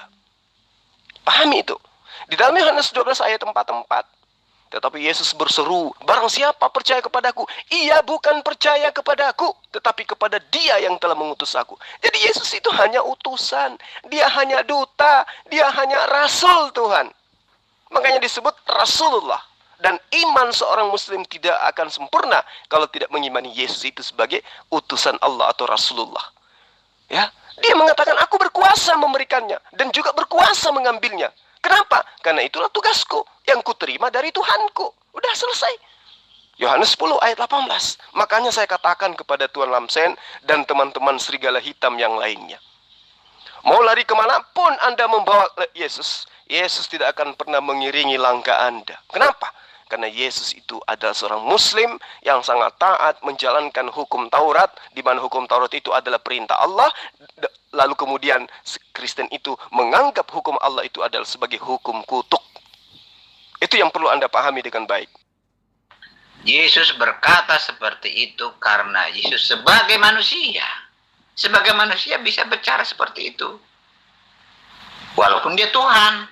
Sebagai manusia, bagaimana caranya Yesus kembali menjadi sang pencipta alam semesta? Tolong jelaskan ini. Kamu itu tidak mengerti pengorbanan binatang oleh umat Tuhan sejak dari Adam sampai Yesus itu membayangkan itu adalah gambaran akan datang manusia berkorban, yang dikorbankan darahnya ditumpahkan seperti darah binatang itu. Begitu setelah manusia Yesus datang dikorbankan, sudah berhenti mengorbankan darah binatang. Makanya kamu itu saya tidak tahu belajar dari mana, bagaimana cara kamu belajar baca Alkitab itu. Jangan nipu Tuan Lamsen, Anda itu sudah lansia, sudah manula, jangan nipu. Sampai hari ini orang-orang Yahudi masih melanjutkan ibadah mereka, ibadah penebusan dosa mereka dengan mengorbankan korban bakaran, dengan mengorbankan lembu, ya. Tidak seperti ajaran Anda. Jadi di dalam agama Yahudi, pengertian jatuh ke dalam dosa bukan karena makan buah ilmu pengetahuan, Tuan Lamsen. Jangan Anda ngibul di situ. Pengertian jatuh ke dalam dosa bagi orang-orang Yahudi yang memiliki kitab asli, itu jika mereka gagal mentaati hukum Taurat dalam kehidupan sehari-hari mereka. Tapi Kristen dengan gagahnya justru mengutuk hukum Taurat. Gila Kak? Gila nggak, Tuan Lamsen? Ya. Jadi ketika muncul pertanyaan, apakah Yesus disalib untuk menebus dosa manusia? Karena Adam jatuh ke dalam dosa yang diwariskan ke seluruh umat manusia secara turun-temurun sesuai dengan apa yang Tuan Lamsen imani. Maka jawabannya tidak sama sekali. Justru sebaliknya. Yesus tidak pernah mengajarkan itu. Setelah peristiwa penyaliban Yesus di dalam konsep Kristen, barulah kemudian Paulus yang mengaku rasul ini, ya serigala ini, memeras otak menafsirkan kembali kitab Kejadian sesuai yang dia inginkan. Apa tujuannya? Sebagai sarana membenarkan dan memberikan makna bagi penyaliban Yesus itu. Nah, kerja keras Paulus ini, di mana kerja keras yang saya maksud adalah usaha dia untuk memanipulasi kitab Perjanjian Lama membuahkan hasil kemudian. Dia menafsirkan Adam dan Hawa yang makan buah terlarang telah jatuh ke dalam dosa yang kemudian diwariskan kepada seluruh keturunannya.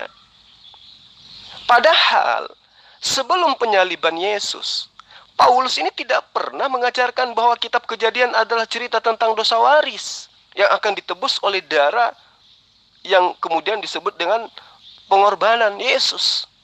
Jadi kecerdikan Paulus inilah yang kemudian yang Tuan Lamsen ajarkan, Anda jabarkan di sini. Jadi Tuan Lamsen, sangat kelihatan bahwa para penulis cerita yang ada di dalam kitab Anda yang muatannya menceritakan tentang kematian Yesus, itu berusaha sekuat tenaga untuk mencari-cari ayat-ayat di dalam kitabnya Bani Israel untuk kemudian mereka beri arti pada kematian Yesus. Dan apa yang mereka lakukan tidak lain dan tidak bukan adalah mengandalkan penafsiran-penafsiran baru, ya, sebagai pendukung untuk merangkai cerita tentang kematian Yesus. Artinya cerita tentang peristiwa diciptakannya Kristen ini, itu adalah cerita yang disusun berdasarkan atas penafsiran-penafsiran mereka terhadap Perjanjian Lama. Jadi Paulus ini sama sekali tidak menyaksikan dan tidak tahu persis apakah Yesus itu benar-benar disalib, ya, ataukah dia itu tidak benar-benar disalib. Kalau Yesus disalib, apakah Yesus benar-benar mati? Ya, itu Paulus tidak tahu. Paulus tidak ngerti kapan Yesus disalib, di mana, dan bagaimana. Itu Paulus tidak ngerti. Nah, untuk membangun cerita tentang proyek penyelamatan umat manusia melalui darah Yesus, Paulus, sang pendiri Kristen, dan juga pendukung-pendukungnya, wartawan-wartawan lain, penulis kitab gospel, itu memetik ayat-ayat Perjanjian Lama untuk disusun ceritanya dikaitkan dengan kehidupan Yesus.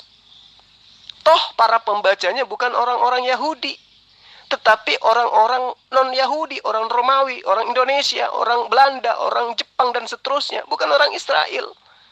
Jadi wajar kemudian kelicikan ini dilakukan oleh Paulus untuk menipu.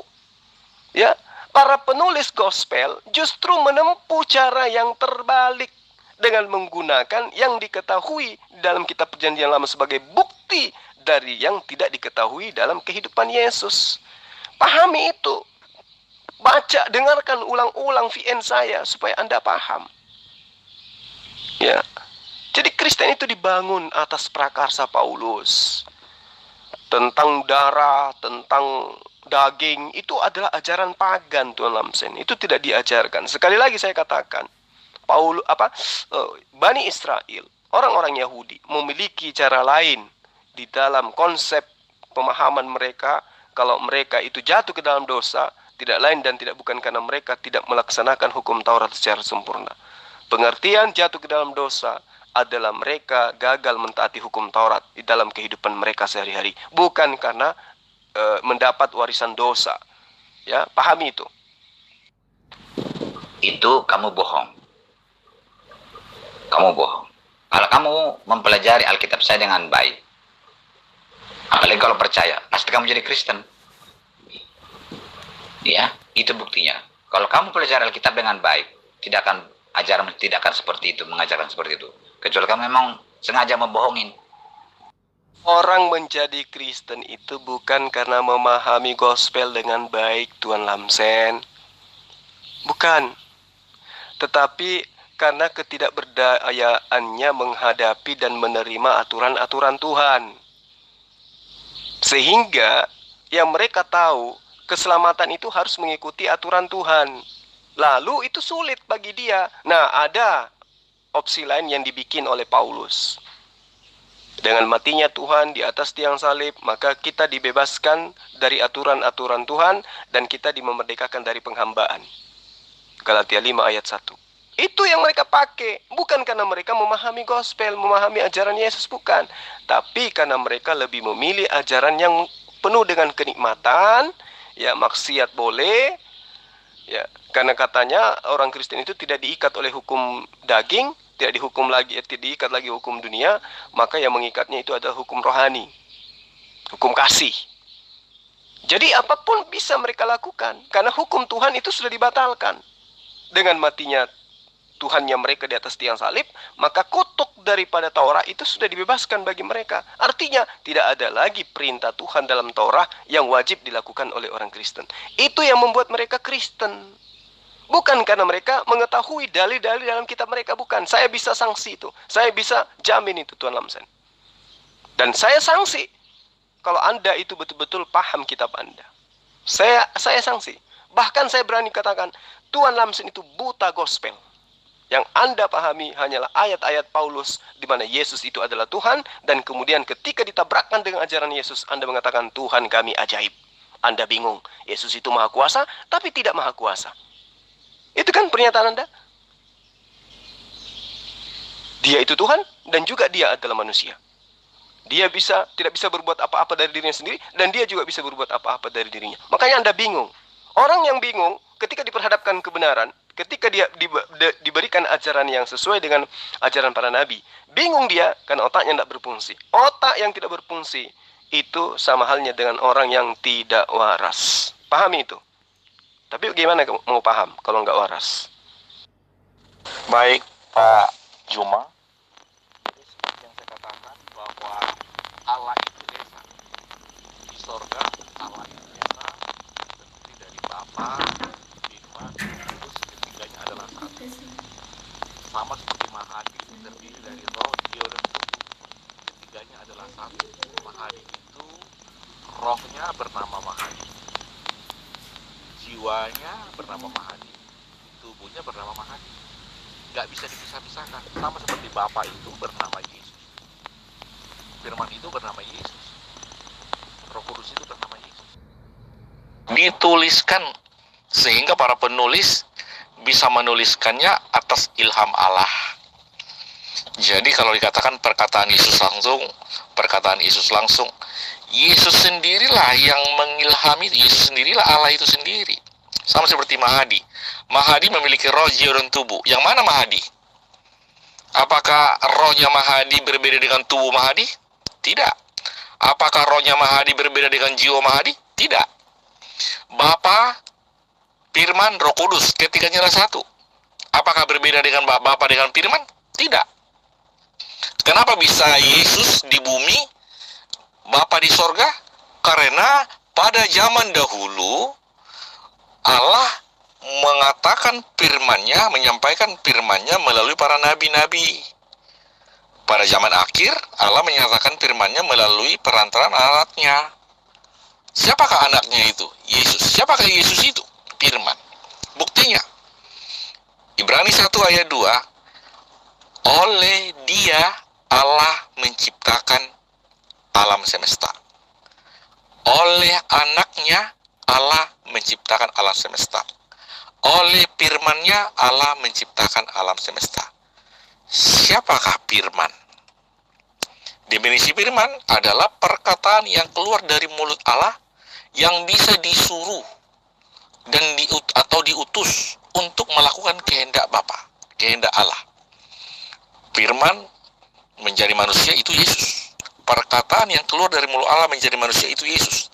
Perkataan yang keluar dari mulut Allah yang Maha Pencipta itu perkataan yang Maha Pencipta. Perkataan yang keluar dari mulut Allah yang diwahyukan kepada Nabi dan Rasul, ditulis penulis kitab suci, itu juga firman yang tertulis.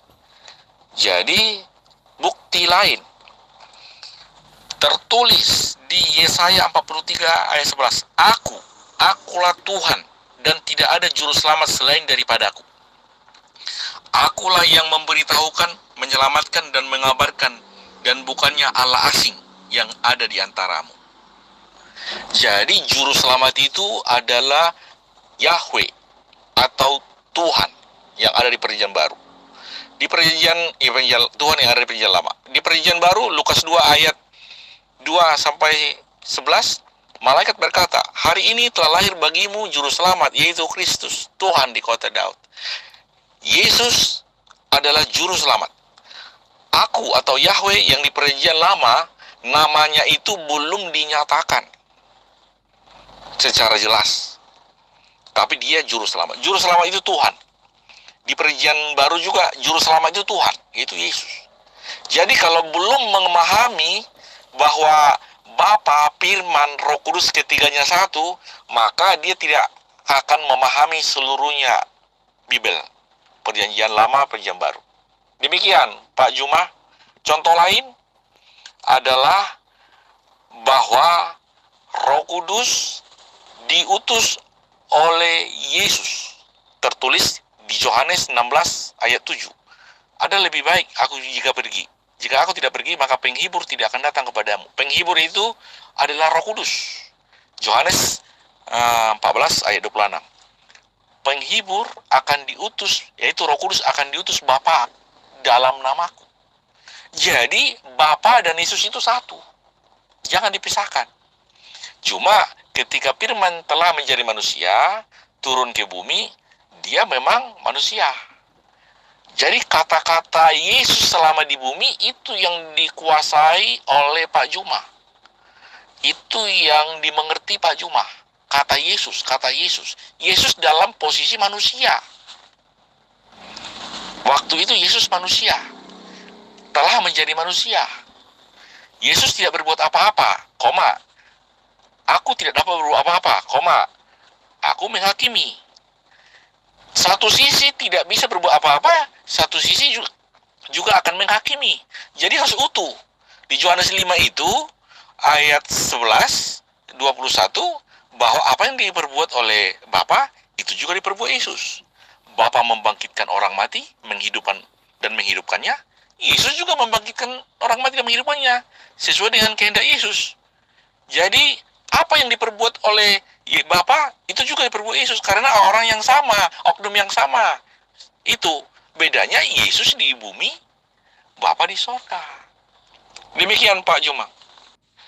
Yesus itu bukan firman menurut Yesus, tapi dia adalah firman menurut Paulus. Nah sekarang Anda itu pengikut Yesus atau pengikut Paulus? Jelas kan? Di mana dalilnya? Tunjukkan. Selain Ibrani ajaran Yesus, apa ajaran Paulus yang mengatakan firman itu telah menjadikan segala sesuatunya. Sekarang jawab saya Pak Dokter. Di mana Yesus mengaku bahwa dirinya adalah firman?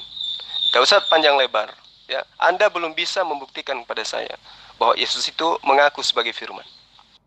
Kemudian ketika Anda mengais-ngais Yesaya 43 ayat 11, mundur ke ayat 10. Jangan malu-malu Pak Dokter. Kembali ke ayat 10 dari Yesaya 43 itu. Engkaulah saksi-saksiku, tidak ada Tuhan yang dibentuk sebelum aku, dan tidak ada Tuhan yang dibentuk setelahku. Yesus dibentuk jadi manusia. Ngerti enggak? Berarti Yesus itu bukan Tuhan. Karena Tuhan telah mengatakan tidak ada Tuhan yang dibentuk sebelumku dan tidak ada Tuhan yang dibentuk setelahku. Yesus dibentuk 9 bulan, menjadi manusia pula tuh dia. Lalu kemudian tidak ada juru selamat selain daripada Allah. Betul, Yesus itu bukanlah Allah itu sendiri, tetapi dia diperintahkan untuk mengatakan apa yang harus dia katakan. Dia kan sudah mengatakan, aku tidak berkata-kata dari diriku sendiri. Berarti kalaupun dia mengatakan, akulah Tuhan, akulah pencipta alam semesta, itu bukan perkataan dari dirinya sendiri. Karena dia adalah manusia, dia hanya utusan Tuhan. Kalau dia mengatakan, akulah juru selamat itu karena dia sebagai penyampai firman. Yohanes 10 ayat 34. Di dalam kitab Tauratmu dikatakan, setiap orang yang diserahi tugas menyampaikan firman, maka dia adalah Allah. Yesus diserahi tugas menyampaikan firman, maka dia adalah Allah. Saya sudah bosan sebenarnya menyampaikan ini.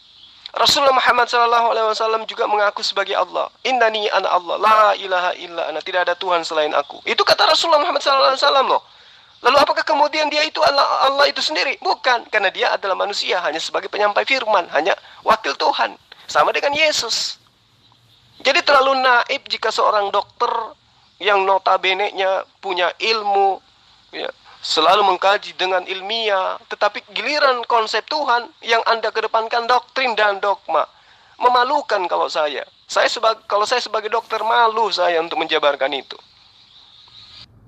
Saya salut kepada kamu karena kamu pintar ngomong, pintar khotbah, memelintir-melintir ayat Alkitab kamu.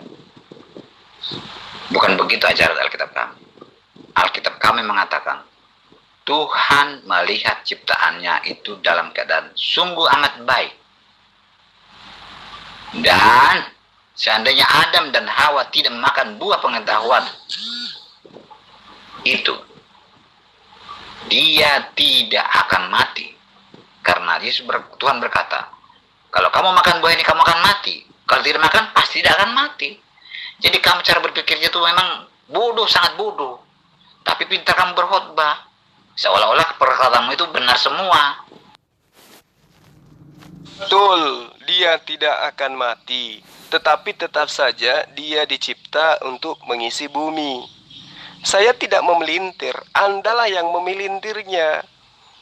Bukti Anda tidak mampu menunjukkan mana ayatnya di mana Adam akan diciptakan untuk kekal di sorga. Mana? Anda tidak bisa. Anda melintir-melintir ayat di mana-mana supaya Anda bisa dianggap sebagai sebuah perjabaran Anda sebagai sebuah kebenaran. Faktanya tidak kan? Kalaupun Adam itu tidak makan buah ilmu pengetahuan, Tuan Lamsen, tetap saja dia itu diciptakan untuk mengisi bumi. Dalilnya Kejadian 1 ayat 26. Nah, karena dia dicipta untuk mengisi bumi, otomatis dia akan merasakan mati karena dunia ini fana, tidak kekal. Tapi kalau Anda mengatakan, oh tidak, dia diciptakan untuk mengisi Gan Eden selamanya. Mana ayatnya? Tunjuk, supaya tabrakan dengan dalil ini. Baiklah kita menjadikan manusia untuk berkuasa di bumi. Udah jelas. Berarti Adam mau makan buah ilmu pengetahuan ataupun tidak, dia memang dikhususkan hidup di alam yang punya keterbatasan. Ngerti? Itu bukan ajaran Paulus. Yesus itu ditulis oleh Matius, Markus, Lukas, dan Yohanes. Paulus itu terakhir datang itu. Matius, Markus, Lukas, dan Yohanes sudah mengatakan Yesus itu adalah Tuhan yang mengenakan sifat kemanusiaan. Dan bukan Paulus mengatakan Yesus Tuhan, tidak. Paulus itu mengikuti. Pertama sekali Paulus tidak percaya bahwa Yesus adalah Tuhan. Jangan goblok kamu, ya, jangan bodoh. Paulus itu terakhir itu mengatakan Yesus adalah Tuhan. Yang terakhir itu.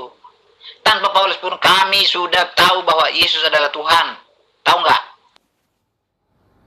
Terbalik Tuan Lamsen, jangan Anda ngigau. Kalau di gereja boleh Anda nipu seperti ini. Di hadapan saya jangan Tuan. Saya ajari ya. 27 kitab yang ada di dalam kitab perjanjian baru milik Anda itu, pahami, tidak disusun berdasarkan urutan tahun penulisan. Sekali lagi, kitab Anda itu tidak disusun berdasarkan urutan tahun penulisan, melainkan disusun berdasarkan kronologis sejarah kisahnya, dan sebagian karena sifat-sifat muatan daripada sastra yang tersusun di dalamnya. Itu yang Anda harus pahami. Kenapa harus Matius dulu? Kenapa harus Markus dulu? Kenapa harus Lukas dulu? Kenapa harus Yohanes dulu? Kenapa baru Kisah Para Rasul? Kenapa? Karena itu bercerita tentang sejarah. Ya. Sesuai dengan muatan yang ada kemudian tulisannya. Apa muatan yang ada di dalam tulisan daripada pengarang tersebut. Bukan karena Matius lebih dulu menulis, bukan karena Markus lebih dulu menulis, bukan karena Lukas lebih dulu menulis, tidak. Tetapi di dalam tulisan orang yang ditengarai Matius, padahal bukan Matius, ya, orang yang disebut Markus tapi bukan murid Yesus, orang yang menulis kitab Lukas yang adalah ya, pesuruh daripada Paulus, pendiri Kristen, kemudian Yohanes yang bukan anak Nikodemus, dan Kisah Para Rasul tulisan asisten Paulus itu sendiri, itu dituliskan bukan berdasarkan urutan tahun, tetapi berdasarkan atas sejarah yang mereka tuliskan di dalamnya. Pahami itu dengan baik. Kemudian surat-surat kiriman seperti tulisan Paulus, Roma, Korintus, Galatia, Efesus, Filipi, Kolose, Tesalonika, kemudian Timotius, Titus dan seterusnya, termasuk satu lagi apa tuh Filemon. Nah, itu dituliskan karena belakangan dibilang disusun di kitab Anda karena memang dia hanya menyurat kepada orang-orang non-Yahudi. Sementara kitab Matius, Markus, Lukas dan seterusnya menceritakan secara universal tentang Yesus dan hubungannya dengan murid-muridnya serta hubungan Yesus dengan Tuhannya. Bukan karena mereka bertemu dengan Yesus, bukan. Paham itu. Paulus belakangan karena belakangan ngirim-ngirim surat itu ceritanya tidak menceritakan tentang kisah Yesus, kelahiran Yesus, bukan, tapi itu penuh dengan dogma. Muatan surat-surat Paulus itu hanya dogma. Makanya surat-surat kirimannya ada juga yang disebut Ibrani, Yakobus, Petrus, 1 Yohanes, 2 Yohanes, 3 Yohanes, Yudas dan seterusnya. Itu semua yang Anda harus pahami. Ya. Kemudian ada lagi kitab nubuatan, kitab mimpi, yaitu kitab Wahyu. Nah, Anda harus pelajari itu, metode itu. Jadi periode 5 sebelum Masehi sampai 30 Masehi itu adalah masa kehidupan Yesus yang kemudian diuraikan di dalam kitab yang sudah dikanon, Matius, Markus dan seterusnya itu. Bukan berarti lebih duluan ditulis, tetapi menceritakan tentang masa 5 sebelum Masehi sampai 30 Masehi. Kemudian periode perkembangan 30 Masehi sampai 60 Masehi itu adalah masa perkembangan karya kerasulan. Makanya di situ dituliskan karya-karya Paulus di tahun itu. Nah, kemudian selanjutnya tahun 60 Masehi sampai 100 seterusnya itu adalah karya yang kemudian diputuskan untuk dituliskan lalu disebar kemana-mana secara terjemahan. Itu yang Anda harus pahami. Jadi kitab Anda itu tidak disusun berdasarkan tahun penulisannya, bukan, tapi berdasarkan cerita yang ada di dalamnya. Jadi jangan membodohi orang, Tuan Lamsen. Saya tidak mampu menjelaskan cara Tuhan itu bagaimana dia jadi manusia, bagaimana caranya dikembali seperti semula, berkuasa menjadi Tuhan, ya, meninggalkan kemanusiaannya. Jangan tanya itu kepada saya, karena itu tidak diajarkan Alkitab. Yang jelas Alkitab mengajarkan kepada saya bahwa Tuhan itu menyelamatkan manusia dari kematian kekal. Tidak ada manusia yang mampu menyelamatkan manusia dari kematian kekal. Artinya Yesus datang ke dunia ini untuk menyelamatkan manusia dari kematian kekal. Bukan manusia dia, tapi dia mengenakan sifat kemanusiaan. Sebagai manusia dia berbicara mengenakan perkataan manusia, menggunakan kata-kata manusia. Jangan goblok kamu, ya. Bukan manusia, tetapi dia menggunakan sifat kemanusiaan. Lalu kemudian ketika ditanya, Tuhan yang hanya memanfaatkan sisi kemanusiaan ini menjadi Tuhan, ternyata tidak mampu menjadi Tuhan kembali. Anda tidak mampu menjelaskan itu. Kenapa? Karena memang Yesus itu bukan Tuhan. Anda menuhankan Yesus itu karena ajaran Paulus dan kawan-kawan. Yesus tidak pernah mengajarkan itu, makanya Anda kesusahan. Ya, mau tara profesor pun di dalam agama Anda tidak akan mampu memberikan penjelasan seperti jelasnya bagaimana kemudian Yesus diciptakan. Kalau saya mampu memberikan penjabaran bagaimana Yesus diciptakan berdasarkan kitab Anda. Tetapi ketika Anda yang menuhankan Yesus yang adalah ciptaan ditanyai bagaimana caranya ciptaan menjadi pencipta, Anda bingung. Karena memang sejatinya Yesus itu adalah ciptaan. Itu kuncinya. Anda tidak mampu menjabarkan mengasumsikan sekalipun, tidak mampu Anda untuk mengatakan bahwa Yesus itu kembali menjadi sang pencipta alam semesta. Kenapa? Karena memang manusia tidak bisa menjadi pencipta. Pahami itu. Dengan kata lain, Yesus itu bukan Tuhan. Ngerti Tuan Lamsen? Saya tidak mengikuti orang Yahudi. Saya mengikuti ajaran Alkitab saya, Jul. Bagaimana kamu mengatakan manusia seperti Yesus bisa naik ke surga kembali? Mana ada manusia yang bisa memberi hidup kekal? Itu hanya Tuhan. Mana ada manusia menyelamatkan manusia dari kematian kekal akibat dosa? Hanya Tuhan, Jul. Itu ajaran Alkitab kami. Tunjukkanlah manusia yang mengaku bisa memberi hidup kekal. Kalau bisa, saya akan menjadi mualaf. Jul. Jangan bodoh kamu, Jul. Tunjukkanlah manusia seperti Yesus. Yang bahan bakunya bukan dari hasil perkawinan antara laki-laki dan perempuan. Lalu mati, hidup kembali, lalu naik ke surga. Mana ada manusia seperti itu? Tidak ada, Jul. Tidak ada. Hanya Tuhan. Menurut Alkitab kami, hanya Tuhanlah juru selamat. Tapi Yesus dipanggil juru selamat. Berarti Yesus adalah Tuhan. Jul.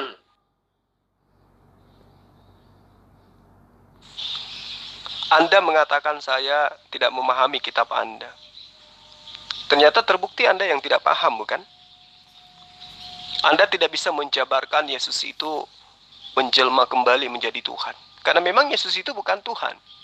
Anda hanya mengatakan tidak ada manusia yang mampu memberikan hidup yang kekal. Faktanya Salomo mengaku dia bisa memberikan hidup yang kekal, yang penting ikut ke dia. Rasulullah Muhammad SAW juga demikian. Qul in kuntum tuhibbunallah fattabi'uni. Ikutilah aku, kata beliau. Ya, untuk apa mengikuti Rasulullah Muhammad SAW? Untuk memberi hidup yang kekal, untuk menerima hidup yang kekal. Coba. Dan orang yang diberi hidup yang kekal itu kelak akan disebut dengan orang yang bertakwa. Dan orang yang bertakwa itu kembalinya kemana? Ke jannah, ke surga, paradiso. Dia kembali ke jannah. Nah, untuk menjadi orang yang bertakwa harus ikut kepada siapa? Ikut kepada Rasulullah Muhammad SAW. Qul in kuntum tuhibbunallah fattabi'uni. Ikutlah kepada aku, kata Rasulullah. Berarti bukan cuma Yesus yang beri hidup yang kekal, Rasulullah Muhammad SAW juga. Itu fakta, ada dalilnya. Nah, bagaimana kemudian menjadi pengikut Rasulullah Muhammad SAW untuk mendapatkan hidup yang kekal? Harus menjadi orang yang bertakwa. Bagaimana dengan syarat yang diberikan oleh Yesus? Demikian, harus menjadi orang yang bertakwa. Hidup kekal itu adalah mereka mengenal engkau satu-satunya Allah yang benar dan mengikuti aku sebagai Rasul. Udah, selesai. Hidup itu, kata Yesus di dalam Yohanes, hidup kekal itu, kata Yesus, adalah engkau mengikuti firman-Nya, engkau mentaati firman Allah. Jelas kan? Berarti bukan mengikuti perkataan Paulus, bukan mengikuti ajaran Kristen, bukan, tetapi mengikuti ajaran Yesus, menyembahnya kepada Allah. La ilaha illallah.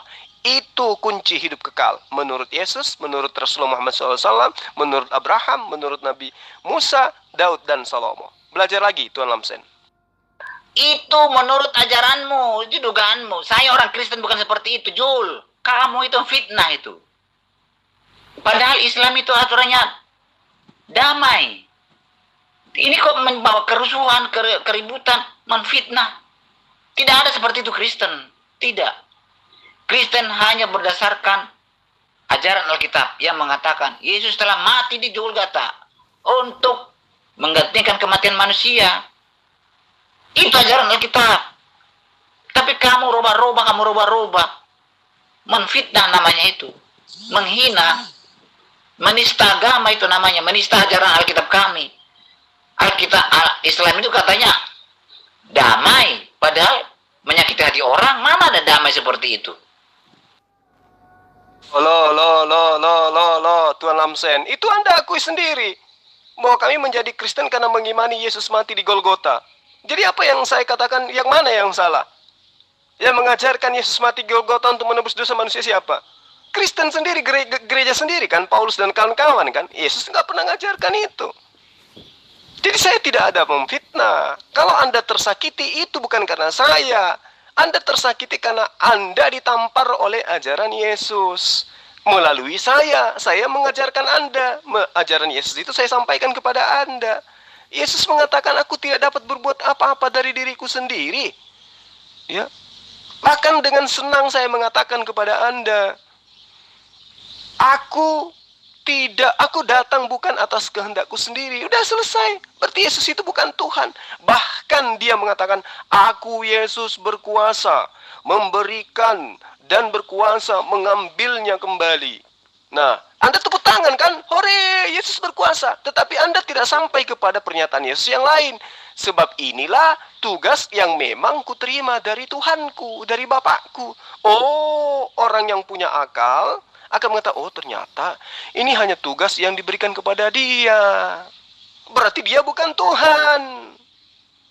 Itu yang perlu Anda pahami. Yesus mengatakan di dalam Yohanes 12 ayat 44, barang siapa percaya kepadaku, ia bukan percaya kepadaku, tetapi percaya kepada dia yang telah mengutus aku. Jadi berhenti menuhankan Yesus, Tuan Lamsen. Karena Yesus itu bukan Tuhan. Dia itu adalah utusan Tuhan. Mau seperti apapun Anda menobatkan Yesus, Yesus tetap akan mengelak kalau dia bukan Tuhan. Ya, dia akan tetap mengelak. Yohanes 14 ayat 10, tidak percayakah engkau pada aku, bahwa aku di dalam Bapa, Bapa di dalam aku. Woi, orang Kristen tepuk tangan. Oh, Yesus itu Tuhan, karena Tuhan ada di dalam dia di dalam Tuhan. Tetapi ayat selanjutnya, apa yang aku katakan kepadamu, tidak aku katakan dari diriku sendiri. Tetapi Bapa yang diam di dalam aku, dialah yang melakukan pekerjaannya. Jadi Yesus melakukan apapun itu bukan Yesus, tetapi Bapa yang bekerja di situ.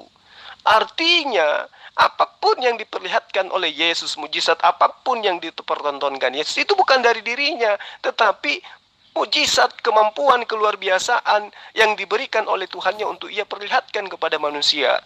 Saatnya Anda siuman, Tuan Lamsen. Otakmu tidak mampu memahami perkataan Alkitab yang mengatakan, lalu Tuhan melihat ciptaannya sungguh amat baik. Otakmu tidak mampu memahami apa perkataan Tuhan terhadap Adam. Kalau kamu makan ini, kamu akan mati. Kalau tidak kamu makan, kamu tidak akan mati. Artinya manusia tidak akan mati kalau dia tidak memakan buah itu. Tidak ada perkataan yang seperti kata-kata dalam Alkitab, tapi bisa saya terjemahkan. Jadi otakmu tidak mampu memahami ajaran Alkitab. Bukan otak saya yang tidak mampu memahami ajaran gospel, Bible, bukan. Tetapi otak Anda yang tidak mampu menerima penjabaran yang saya sampaikan. Karena landasan jabaran saya itu adalah kitab yang Anda pegang sebagai kitab yang dianggap suci.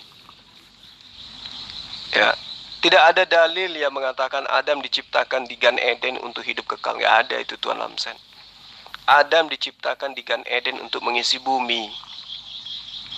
Belajar lagi. Jangan Anda memaksakan asumsi Anda, doktrin agama Anda kepada kebenaran. Ya, kesalahan yang Anda susun mau sampai di langit pun tidak akan sampai kepada kebenaran karena dasarnya memang sudah salah. Pahami itu.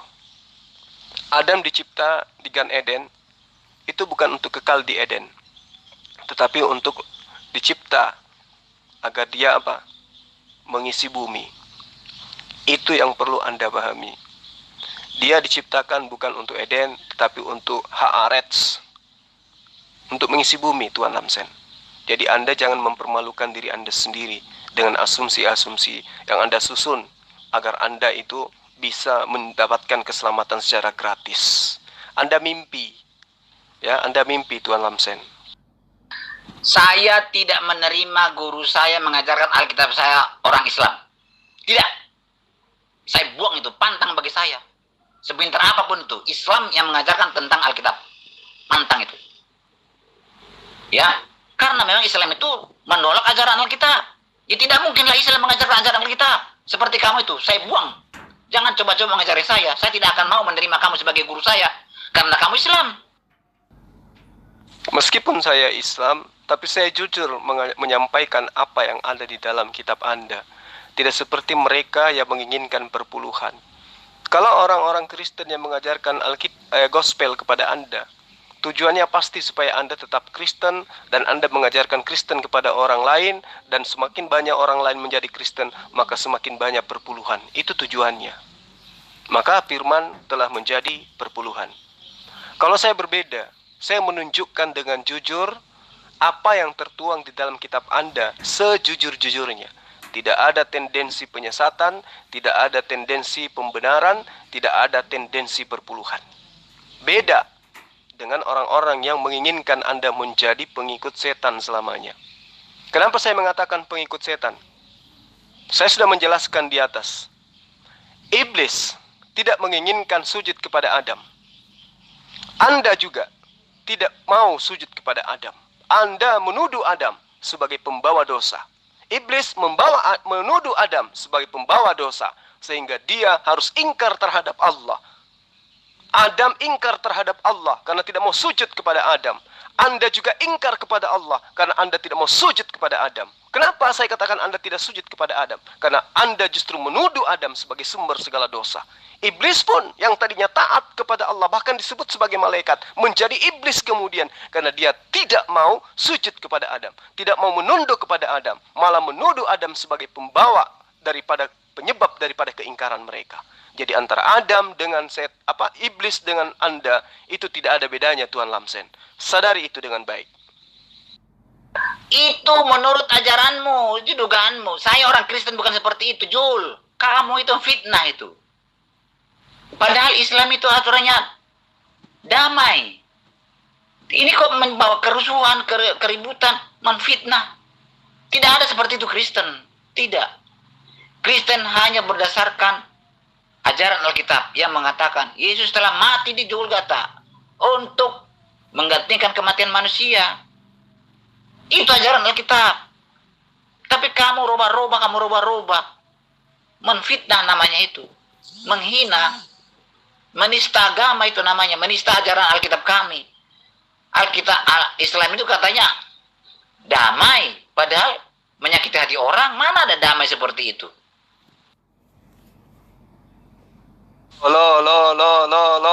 Tuan Lamsen, itu Anda akui sendiri bahwa kami menjadi Kristen karena mengimani Yesus mati di Golgota. Jadi apa yang saya katakan, yang mana yang salah? Yang mengajarkan Yesus mati di Golgota untuk menebus dosa manusia siapa? Kristen sendiri, gereja sendiri kan, Paulus dan kawan-kawan kan. Yesus nggak pernah mengajarkan itu. Jadi saya tidak ada memfitnah. Kalau Anda tersakiti itu bukan karena saya. Anda tersakiti karena Anda ditampar oleh ajaran Yesus. Melalui saya mengajarkan Anda. Ajaran Yesus itu saya sampaikan kepada Anda.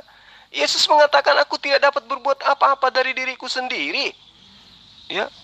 Bahkan dengan senang saya mengatakan kepada Anda, aku datang bukan atas kehendakku sendiri. Udah selesai. Berarti Yesus itu bukan Tuhan. Bahkan dia mengatakan, aku Yesus berkuasa memberikan dan berkuasa mengambilnya kembali. Nah, Anda tepuk tangan kan? Hore, Yesus berkuasa. Tetapi Anda tidak sampai kepada pernyataan Yesus yang lain.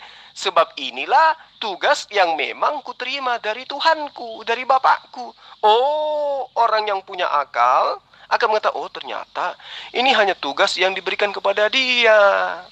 Berarti dia bukan Tuhan. Itu yang perlu Anda pahami.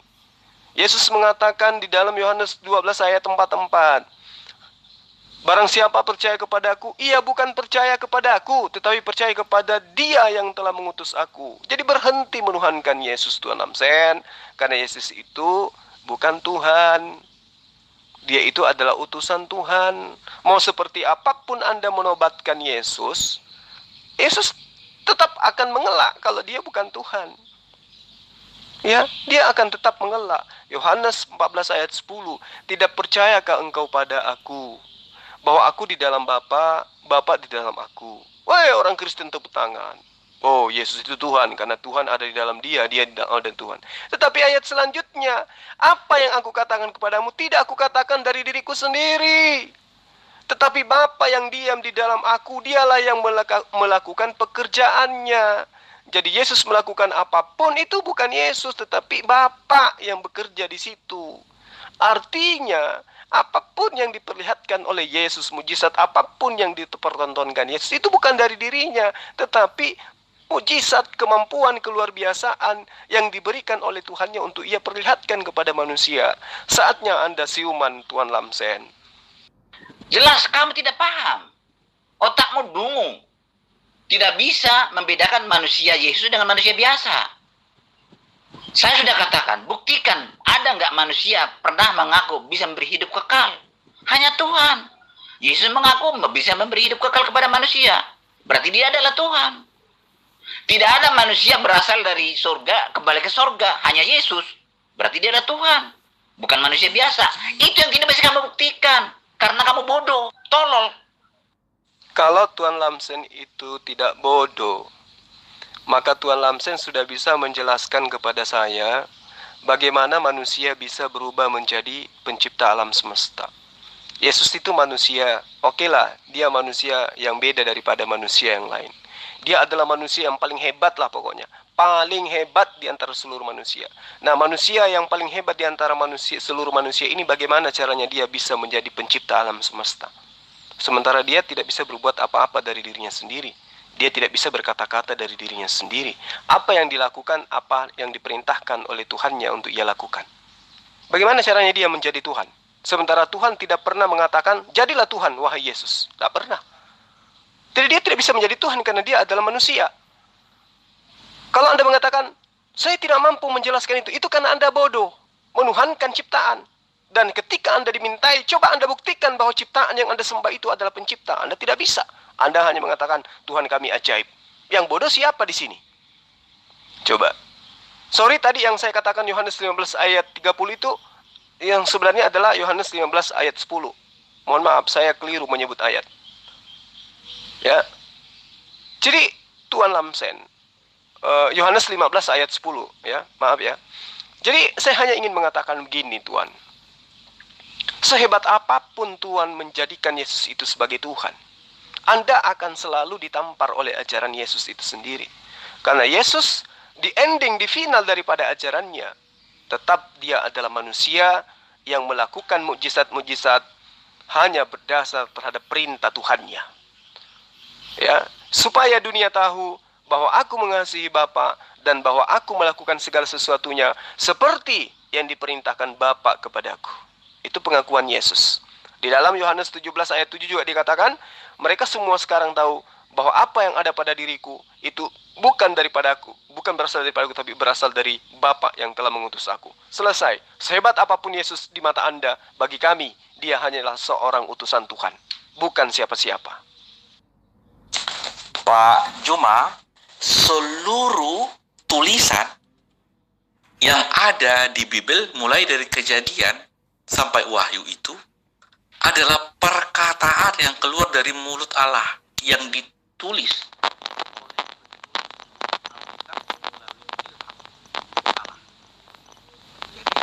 Tidak pernah kata-kata manusia yang perjalanan ke Damsyik, ketika ia sudah dekat kota itu, tiba-tiba cahaya memancar dari langit mengelilingi dia.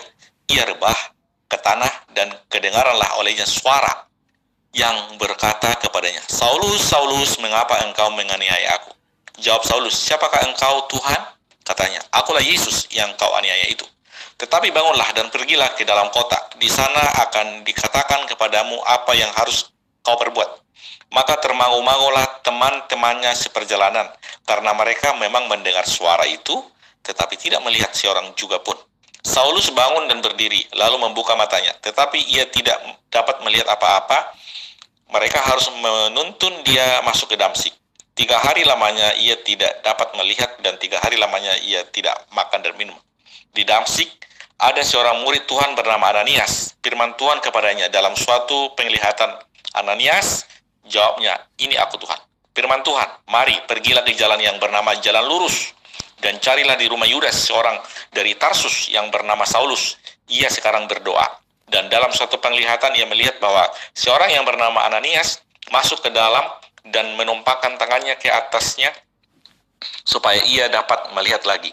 Jawab Ananias, Tuhan, dari banyak orang telah kudengar tentang orang itu, betapa banyaknya kejahatan yang dilakukannya terhadap orang-orang kudus-Mu di Yerusalem. Dan ia datang kemari dengan kuasa penuh dari imam-imam kepala untuk menangkap semua yang memanggil nama-Mu. Tetapi firman Tuhan kepadanya, pergilah, sebab orang ini adalah alat pilihan bagiku untuk memberitakan namaku kepada bangsa-bangsa lain serta raja-raja dan orang-orang Israel. Aku sendiri akan menunjukkan kepadanya betapa banyaknya penderitaan yang harus ia tanggung oleh karena namaku. Lalu pergilah Ananias ke situ dan masuk ke rumah itu. Ia menumpangkan tangannya ke atas Saulus. Katanya, Saulus, saudaraku, Tuhan Yesus yang telah menampakkan diri kepadamu di jalan yang kau lalui telah menyuruh aku kepadamu, supaya engkau dapat melihat lagi dan penuh dengan Roh Kudus. Dan seketika itu juga seolah-olah selaput gugur dari matanya, sehingga ia dapat melihat lagi. Ia bangun lalu dibaptis. Dan setelah ia makan, pulihlah kekuatannya. Itulah secara singkat. Masih banyak lagi pertobatan. Dan di Kisah Rasul 11 ayat 26, orang pertama kali disebut Kristen itu di kota Antioquia. Murid-murid itu dikatakan Kristen di kota Antioquia. Di kota Antioquia itu, yang diutus ke kota Antioquia itu adalah Barnabas. Cuma Barnabas itu menjemput Saulus dari Damsik. Jadi di Antioquia itu Barnabas adalah orang yang diutus jemaat ke Antioquia, bukan Saulus. Justru Saulus dijemput Barnabas.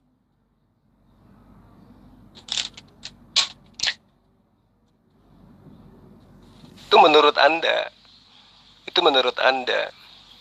Coba Anda baca di dalam Lukas 1. Tepolius yang mulia. Apakah itu adalah firman Allah? Ya. Coba Anda gunakan akal. Banyak orang yang berusaha menyusun suatu berita tentang peristiwa-peristiwa yang telah terjadi di antara kita. Apakah ini firman Tuhan? Apakah ini adalah perkataan yang keluar dari mulut Tuhan? Apakah Anda ingin mengatakan bahwa Lukas itu adalah Tuhan Anda? Sangat disayangkan. Belum lagi kalau kita bercerita tentang surat-surat Paulus. Apakah perkataan Paulus itu adalah firman yang keluar dari mulut Allah, atau Anda ingin mengatakan bahwa Paulus itu adalah Tuhan Anda? Berarti benar nubuatan Yesus di dalam Yohanes 8 ayat 44. Iblislah yang menjadi bapakmu dan kamu mau melakukan keinginan-keinginan bapakmu. Karena itu fakta. Anda menuhankan Yesus karena keinginan Paulus. Berarti Paulus itu adalah bapak Anda. Makanya saya katakan Anda adalah hambanya Paulus. Paham itu Pak Dokter? Kamu yang goblok. Sudah jelas tercatat di Alkitab, Yesus mati di Golgota. Yesus berkata bahwa dia menyerahkan nyawanya untuk keselamatan manusia dengan cara tersalib seperti itu. Makanya kamu itu mengambil potongan-potongan Alkitab, menyalahkan Kristen. Saya tidak mengikuti ajaran Kristen, saya mengikuti ajaran Alkitab. Kamu itu tidak mengerti dan tidak tahu bahwa Yesus itu adalah Tuhan, karena kamu bodoh. Tidak ada manusia seperti Yesus datang dari surga kembali ke surga. Tidak ada. Tidak ada manusia seperti Yesus mampu memberi hidup kekal. Itulah kebodohanmu. Coba buktikan, ada nggak manusia seperti itu? Ketika Anda mengatakan saya goblok, itu kembali kepada diri Anda sendiri. Karena Anda menuhankan manusia yang adalah makhluk ciptaan Tuhan bernama Yesus, yang tidak bisa berbuat apa-apa dari dirinya sendiri. Yang goblok itu adalah Anda. Segoblok-gobloknya anjing, tidak ada anjing yang menyembah anjing. Berarti Anda lebih parah. Karena Anda diberi akal, diberi wujud sebagai manusia, tetapi menyembah kepada manusia. Yesus itu bukan Tuhan. Yesus itu manusia. Makanya saya katakan Anda akan kesulitan untuk menjabarkan bagaimana caranya manusia Yesus berubah menjadi Tuhan. Coba Anda jelaskan. Kalau saya mampu menjelaskan bagaimana kemudian Yesus itu diciptakan melalui kitab Anda. Nah, Anda tidak mampu membuktikan bagaimana Yesus bisa berubah menjadi pencipta alam semesta. Ketika dia manusia, dia tidak bisa berbuat apa-apa dari dirinya sendiri. Dia berkata bukan dari dirinya sendiri. Yohanes 14 ayat 10. Ya, apa yang dia lakukan adalah apa yang diperintahkan oleh Bapa untuk ia lakukan. Dia bukan Tuhan. Dan Anda tidak mampu membuktikan bagaimana caranya makhluk manusia yang tidak bisa berbuat apa-apa ini berubah menjadi maha kuasa. Nggak bisa. Nggak bisa. Karena itulah saya mengatakan, ketika Anda mengatakan saya goblok, yang goblok sebenarnya itu siapa? Jelas kamu menista agama saya, menista Alkitab saya. Itu penistaan tidak berlaku bagi Islam, hanya untuk Kristen. Lihat, percayalah nggak? Dan dunia Indonesia sekarang ini. Kalau saya mengatakan Muhammad bukan nabi, Pak saya ditangkap. Tapi kalau kamu mengatakan Yesus adalah manusia, enak-enak aja. Bukan menista, meluruskan. Itu enaknya Islam di Indonesia. Jangan ngigau Tuan Lamsen. Jangankan Rasulullah Muhammad SAW Anda tolak sebagai nabi, Yesus yang nabi saja Anda tolak, Abraham yang nabi saja Anda tolak. Makanya saya katakan Anda dengan iblis itu nggak ada bedanya.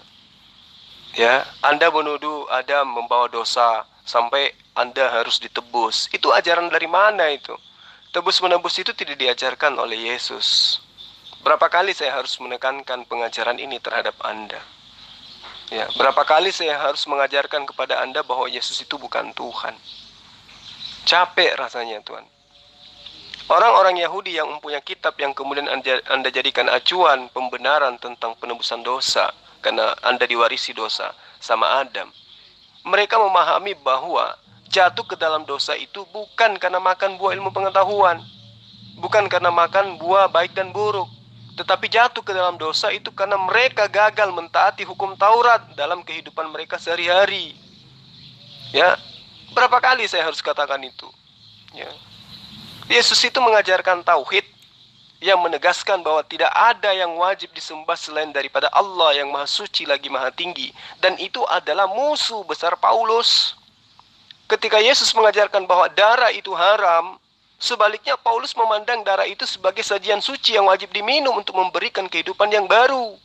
Baca 1 Korintus 10 ayat 16. Dari sanalah Anda tumbuh menjadi seorang pagan yang menyembah berhala, Tuan Lamsen.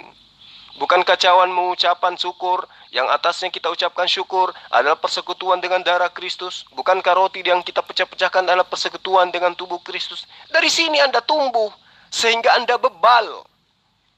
Paulus pendiri Kristen itu dibesarkan di Tarsus, Tuan Lamsen.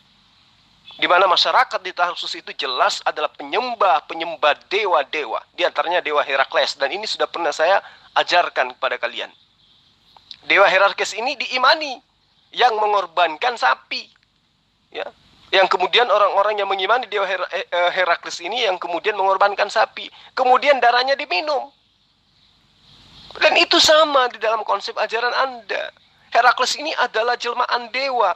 Nah, di dalam konsep Kristen, Yesus itu adalah jelmaan Tuhan yang mati lalu bangkit kembali dan dianggap sebagai juru selamat. Sama dengan yang diajari, yang dianut oleh Paulus di mana? Di Tarsus. Jadi ketika Anda ngotot mengatakan saya ini adalah penyesat, penista, Anda salah. Anda dilahirkan dari 1 Korintus 10 ayat 16. Peminum darah, pemakan daging manusia.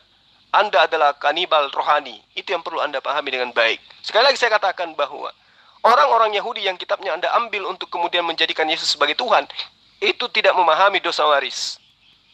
Mereka mengatakan mereka punya dosa karena mereka justru tidak mentaati hukum Taurat. Kalian justru menghilangkan hukum Taurat dengan matinya Yesus di tiang salib. Jauh berbeda antara konsep keselamatan dan konsep abal-abal yang Anda tawarkan kepada manusia. Pahami itu. Jadi memang Yesus itu sekali lagi saya katakan adalah mengajarkan tauhid ketika dia datang kepada Bani Israel, mengajarkan hanya menyembah kepada Allah. Dan itu adalah musuh yang sangat berat yang dihadapi oleh Paulus, karena Paulus mengajarkan ajaran penyembahan terhadap banyak Tuhan. Dan itu Anda sudah akui, Tuhan Anda itu banyak kata Anda. Paham Tuan Lamsen? Pak Juma, Kejadian 3 saya bacakan. Adapun ular ialah yang paling cerdik dari segala binatang di darat yang dijadikan oleh Tuhan Allah. Ular itu berkata kepada perempuan itu, tentulah Allah berfirman semua pohon dalam taman itu jangan kamu makan buahnya, bukan? Lalu sahut perempuan itu kepada ular itu, buah pohon-pohonan dalam taman ini boleh kami makan, tetapi tentang buah pohon yang ada di tengah-tengah taman, Allah berfirman, jangan kamu makan ataupun raba buah itu, nanti kamu mati. Tetapi ular itu berkata kepada perempuan itu, sekali-kali kamu tidak akan mati. Tetapi Allah mengetahui bahwa pada waktu kamu memakannya, matamu akan terbuka dan kamu akan menjadi seperti Allah, tahu tentang yang baik dan yang jahat. Perempuan itu melihat bahwa buah pohon itu baik untuk dimakan dan sedap kelihatannya. Lagi pula pohon itu menarik hati karena memberikan pengertian. Lalu ia mengambil dari buahnya dan dimakannya, dan diberikannya juga kepada suaminya yang bersama-sama dengan dia, dan suaminya pun memakannya. Maka terbukalah mata mereka berdua dan mereka tahu bahwa mereka telanjang. Lalu mereka menyemat daun pohon ara dan membuat cawat. Ketika mereka mendengar bunyi langkah Tuhan Allah yang berjalan-jalan dalam taman itu, maka pada waktu hari sejuk bersembunyilah manusia dan istrinya itu terhadap Tuhan Allah di antara pohon-pohon di dalam taman. Tetapi Tuhan Allah memanggil manusia itu dan berfirman kepadanya, "Di manakah engkau?" Ia menjawab, "Ketika aku mendengar bahwa engkau ada dalam taman itu, aku menjadi takut, karena aku telanjang, sebab itu aku bersembunyi." Firman-Nya, "Siapakah yang memberitahukan kepadamu bahwa engkau telanjang? Apakah engkau makan dari buah pohon yang kularang engkau makan itu?" Manusia itu menjawab, "Perempuan yang kau tempatkan di sisiku, dialah yang memberi dari buah pohon itu kepadaku, maka kau makan." Kemudian berfirmanlah Tuhan Allah kepada perempuan itu, "Apakah yang telah kau perbuat itu?" Jawab perempuan itu, "Ular itu yang memperdaya aku, maka aku makan." Lalu berfirmanlah Tuhan Allah kepada ular itu, "Karena engkau berbuat demikian, terkutuklah engkau di antara segala ternak dan di antara segala binatang hutan. Dengan perutmu lah engkau akan menjalar dan di tanahlah kau makan seumur hidupmu. Aku akan mengadakan permusuhan antara engkau dan perempuan itu, antara keturunanmu dan keturunannya akan meremukkan kepalamu dan engkau akan meremukkan tumitnya." Firman-Nya kepada perempuan itu, "Susah payahmu waktu mengandung akan kubuat sangat banyak. Dengan kesakitan engkau akan melahirkan anakmu, namun engkau akan berahi kepada suamimu dan ia akan berkuasa atasmu." Lalu firman-Nya kepada manusia itu, "Karena engkau mendengarkan perkataan istrimu dan memakan dari buah pohon yang telah kuperintahkan kepadamu, jangan makan daripadamu, maka terkutuklah tanah karena engkau, dengan bersusah payah engkau akan mencari rezekimu dari tanah seumur hidupmu. Semak duri dan rumput duri akan dihasilkan bagimu, dan tumbuh-tumbuhan di padang akan menjadi makananmu. Dengan berpeluh engkau akan mencari makananmu sampai engkau kembali lagi menjadi tanah, karena dari situlah engkau diambil, sebab engkau debu dan engkau akan menjadi debu kembali." Jadi Pak Juma, di ayat 3 itu, tetapi tentang buah pohon yang ada di tengah-tengah taman, Allah berfirman, "Jangan kamu makan atau raba buah itu, nanti kamu mati." Mereka memakan itu bukan serta merta mati.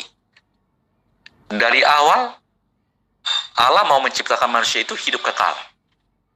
Tapi karena mereka melanggar, maka manusia itu akan mati. Yang pertama mati adalah rohaninya, bukan tubuhnya. Walaupun dari awal Tuhan mau menciptakan mereka kekal selama-lamanya, tanpa kematian. Tetapi karena mereka melanggar, akhirnya mereka harus mati. Yang pertama mati adalah rohani mereka. Mereka terkutuk dan mereka terusir dari Taman Eden. Inilah yang saya terangkan dulu ketika kita diskusi mengenai lahir kembali, lahir dari air dan roh. Ya, Pak Juma, lahir dari air dan roh. Jika tidak dilahirkan dari air, dia tidak bisa melihat kerajaan sorga atau kerajaan Allah. Yohanes 3 itu. Saya bacakan supaya jangan salah. Ini bukan tafsir, ini tertulis. Yang tertulis kita pelajari bersama-sama, nanti Roh Kudus akan memberitahukan pengertian-pengertian baru kepada orang yang membuka hati. Ada orang mencari firman Tuhan untuk mencari-cari kesalahan, tapi ada mencari untuk mencari kebenaran. Yohanes 3 ayat 3, saya bacakan. Yesus menjawab, katanya, "Aku berkata kepadamu, sesungguhnya jika seorang tidak dilahirkan kembali, ia tidak dapat melihat kerajaan Allah." Maksud dilahirkan kembali adalah roh yang sudah mati akibat dosa kesalahan Adam itu harus dilahirkan kembali. Ayat 5, jawab Yesus, "Aku berkata kepadamu, sesungguhnya jika seorang tidak dilahirkan dari air dan roh, ia tidak dapat masuk ke dalam kerajaan Allah." Jadi kalau tadi dilahirkan kembali tidak dapat melihat, belum masuk. Sekarang kalau dilahirkan dari air dan roh, baru bisa masuk ke dalam kerajaan Allah. Dilahirkan dari air, dan air itu di sini menggambarkan firman. Firman itu, air hidup itu Yesus sendiri. Dan roh itu Roh Kudus. Setelah rohnya dilahirkan kembali, maka Roh Kudus akan memenuhinya, akan membimbing, menuntunnya. Makanya dikatakan 1 Yohanes 2 ayat 27, tidak perlu lagi engkau diajari oleh orang lain. Jika memang Roh Kudus sudah mengurapi atau mengajari, sudah memenuhi, gitu. Jadi Pak Juma, kesaksian Anda kelihatannya hebat. Bicara tentang perpuluhan. Perpuluhan itu milik Lewi, ya. Karena Yakub memiliki 12 anak laki-laki, 1 perempuan Dina, nggak terhitung.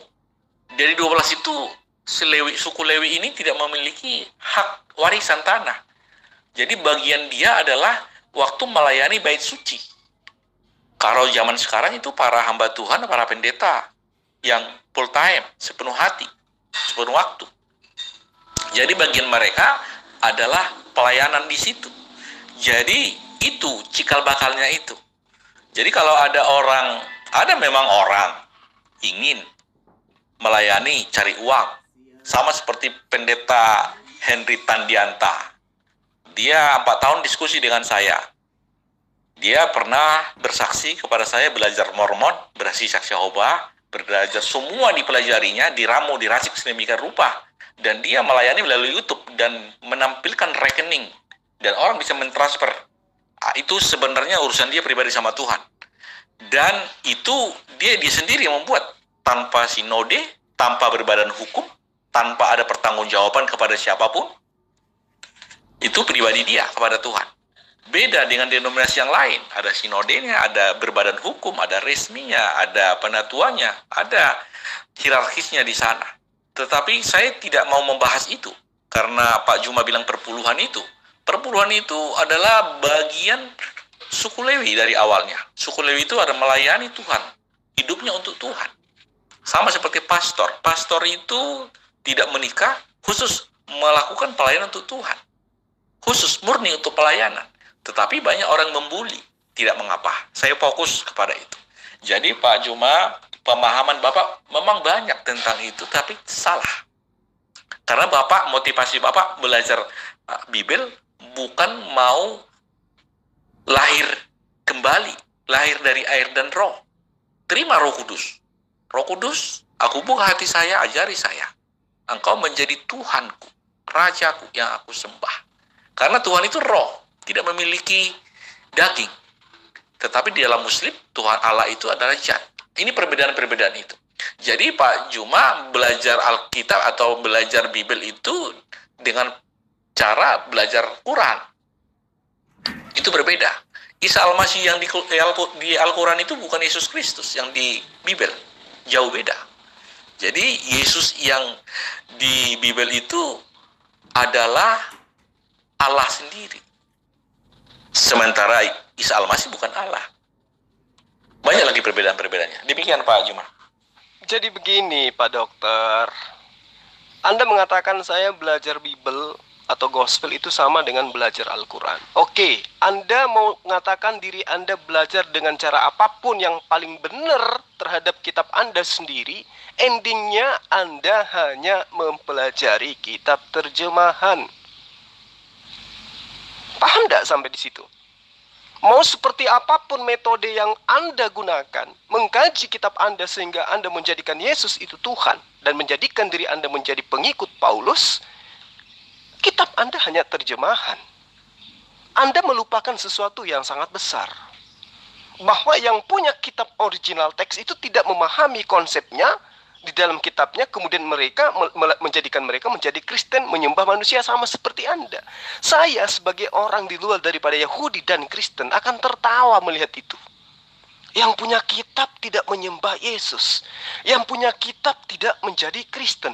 Ya, yang hanya mencomot-comot terjemahan justru menyembah Yesus dengan berdasarkan kitabnya orang Yahudi. Kan lucu. Ngakak saya di situ. Apalagi Anda adalah seorang dokter. Boleh Anda mengatakan saya memahami kitab terjemahan dengan menggunakan analisa Al-Quran? Boleh. Tetapi coba Anda tunjukkan kepada saya. Pijakan saya menjadikan Tuhan yang disembah oleh Yesus itu sebagai satu-satunya Tuhan. Pijakan saya menjadikan Yesus sebagai utusan Tuhan. Apa yang kemudian bertentangan dengan ajaran Yesus di situ? Yang bertentangan dengan konsep iman saya selaku Islam adalah konsep gereja. Tapi saya tidak bertentangan dengan konsep Yesus. di dalam bertuhan dan di dalam mengajarkan ajarannya kepada Bani Israel. Catat, camkan itu Pak Dokter. Kemudian, ketika Anda mencoba mengais-ngais kitab Kejadian 3, lalu kemudian Anda jadikan dasar itulah manusia jatuh ke dalam dosa. Tunjuk di kitab mana di dalam Mazmur, di dalam Torah yang mengajarkan manusia itu datang membawa dosa. Di dalam kitab Torah, di dalam kitab Mazmur mana yang mengatakan manusia itu membawa dosa waris? Coba Anda tunjukkan. Sebagai dokter, Anda harus menganalisa ini dengan menggunakan metode-metode ilmiah. Saya sudah mengatakan kepada Anda dari tadi, kepada Tuan Lamsen yang adalah pendeta katanya, pengertian jatuh ke dalam dosa menurut yang punya kitab, yaitu jika mereka gagal justru mentaati hukum Taurat. Yang mana justru hukum Taurat itu Anda katakan sebagai terkutuk, yang menyebabkan manusia menjadi kutuk. Disitulah linglungnya Anda. Anda sebagai dokter tidak bisa menerima apa yang saya jabarkan. Itu sangat disayangkan. Menurut orang Yahudi yang punya kitab Tanak yang kalian ngemis-ngemis ngambil terjemahannya, itu jelas jatuh ke dalam dosa adalah jika mereka gagal mentaati hukum Taurat dalam kehidupan mereka. Pahami itu. Jadi bukan karena Adam membawa dosa waris, bukan. Saya sudah mengatakan kepada teman tadi, ya, di dalam Kejadian 1 ayat 28, manusia itu diberkati oleh Allah. Allah memberkati Adam dan juga Hawa. Jelas itu. Itu dalilnya ada. Maka diperintahkan mereka untuk bercucu dan beranak dan bercucu yang banyak. Itu perintah. Dia diberkati. Kemudian dari mana dosa waris ini muncul? Datangnya dari gereja barat. Anda panjang lebar menjelaskan, tapi ujung-ujungnya dogma. Ujung-ujungnya jauh dari kebenaran. Padahal Allah sudah mengatakan di dalam kitab Kejadian ayat 28, apa kata Allah? Fafarek otam Elohim. Mereka memberkati. Ya, apa? Allah memberkati mereka. Fafarek otam Elohim. Allah memberkati mereka. Lalu dari mana Anda menuduh bahwa Adam ini membawa dosa waris? Dari konsep pagan. Dari konsep pagan. Saya kan sudah menjelaskan kepada Anda tadi bahwa Paulus pendiri agama Anda itu adalah orang yang hidup di dalam pengajaran yang mengajarkan tentang penyembahan terhadap dewa Herakles. 1 Korintus 10 ayat 16, Anda lahir di sana. Konsep itu yang mendarah daging di dalam tubuh Anda. Di mana konsep ini Paulus ambil dari konsep tempat kelahiran dia di Tarsus. Di mana masyarakat penyembah dewa Herakles yang mengorbankan sapi yang darahnya kemudian mereka minum. Karena mereka menganggap bahwa meminum darah sapi itu mampu membuat mereka terlahir kembali. Ya. Kalau Anda mengatakan konsep lahir kembali, saya sudah ngajarkan. Satu konten saya spesialiskan untuk Anda. Saya katakan terlahir kembali di dalam konsep Islam itu adalah taubatan nasuha. Taubatan nasuha. Itu ajaran Yesus. Bertobatlah, bertobatlah, bertobatlah. Kiamat sudah dekat. Itu ajaran Yesus. Berarti terlahir kembali, terhapusnya dosa manusia. Itu karena bertaubat, bertaubat, bertaubat. Bukan karena mengimani Yesus itu mati di tiang salib untuk menebus dosa waris. Yang ada dalam Kristen itu sebenarnya bukan dosa waris, Pak Dokter. Yang ada adalah dosa bohongan. Ya, itu yang perlu Anda pahami. Yang Anda dapatkan warisan dari orang-orang terdahulu Anda adalah dusta waris, bohong waris. Bukan dosa waris, tetapi bohong waris. Pahami itu. Iya, saya sudah berkata berapa kali, ribuan kali sudah saya katakan. Yesus itu maha kuasa, tapi maha lemah. Maha tahu, tapi maha tidak tahu. Bagaimana sih orang-orang Islam yang tidak paham? Ya, makanya otak-otak Islam ini selalu digunakan memahami Yesus yang tidak dapat dipahami itu. Dia adalah yang maha kuasa, yang datang dari surga ke dunia ini. Dia maha kuasa, tapi maha lemah. Dia maha tahu, tapi maha tidak tahu. Bagaimana sih orang-orang ini? Oh tidak, Tuhan kami itu tidak bisa masuk akal, Budi. Tidak bisa. Yang bisa masuk akal adalah Allah Subhanahu wa Ta'ala. Kalau Tuhan kami itu masuk akal, berarti tidak ajaib. Tuhan kami itu harus ajaib. Maka saya bertuhankan Tuhan yang ajaib, bukan Tuhan yang tidak ajaib. Saya tidak mau mentuhankan Allah Subhanahu wa taala karena tidak ajaib. Kamu sendiri tidak memahami apa yang saya katakan. Saya katakan, budi itu bisa seperti monyet, tapi budi itu bukan monyet. Itu maksud saya. Kamu kan bisa seperti monyet. Bukan berarti kamu monyet, bukan. Seperti monyet, tapi budi bukan monyet. Hanya seperti monyet. Iya, Tuhan kami itu ajaib. Berkuasa, memegang segala kuasa di bumi dan di surga. Yesus telah memegang segala kuasa di bumi dan di surga. Artinya dia Tuhan. Tuhan kami itu uniknya, dia maha lemah, tapi dia maha kuasa. Uniknya lagi, Tuhan kami itu maha tidak tahu, tapi dia maha tahu. Bagaimana itu bisa diterima oleh otak? Tidak bisa, tidak mampu kita memahami itu. Ya sudahlah, biarlah Tuhan kami seperti itu. Ciri-ciri Tuhan kami seperti itulah. Beda dengan Allah SWT, dia maha kuasa aja. Dia tidak bisa bikin apa-apa. Tidak berkuasa Allah SWT itu. Dia tidak bisa menjadi manusia, tidak bisa menjadi manusia. Beda dengan Tuhan kami itu ya. Jadi ciri-ciri Allah SWT dengan Tuhan Alkitab itu beda. Jangan dipaksakan harus sama.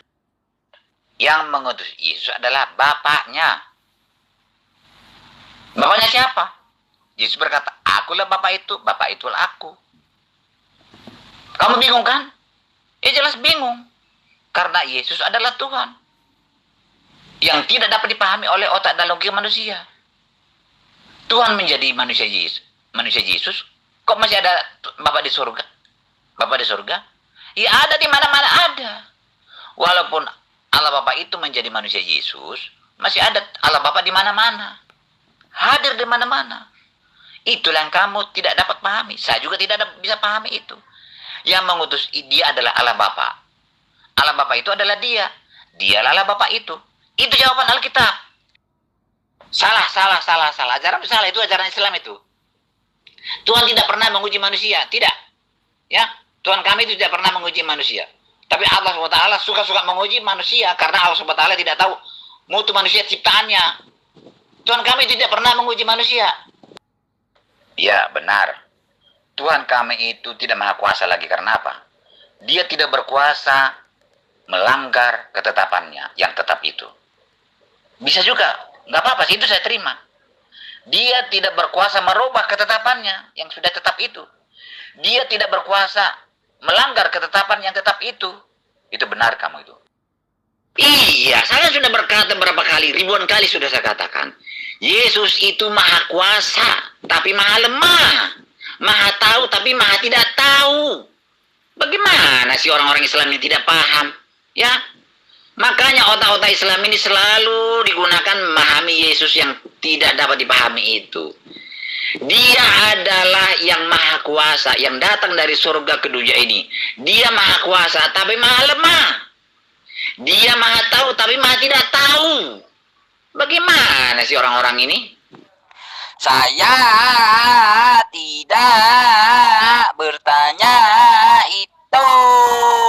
Yang saya tanya, salah Yesus itu apa?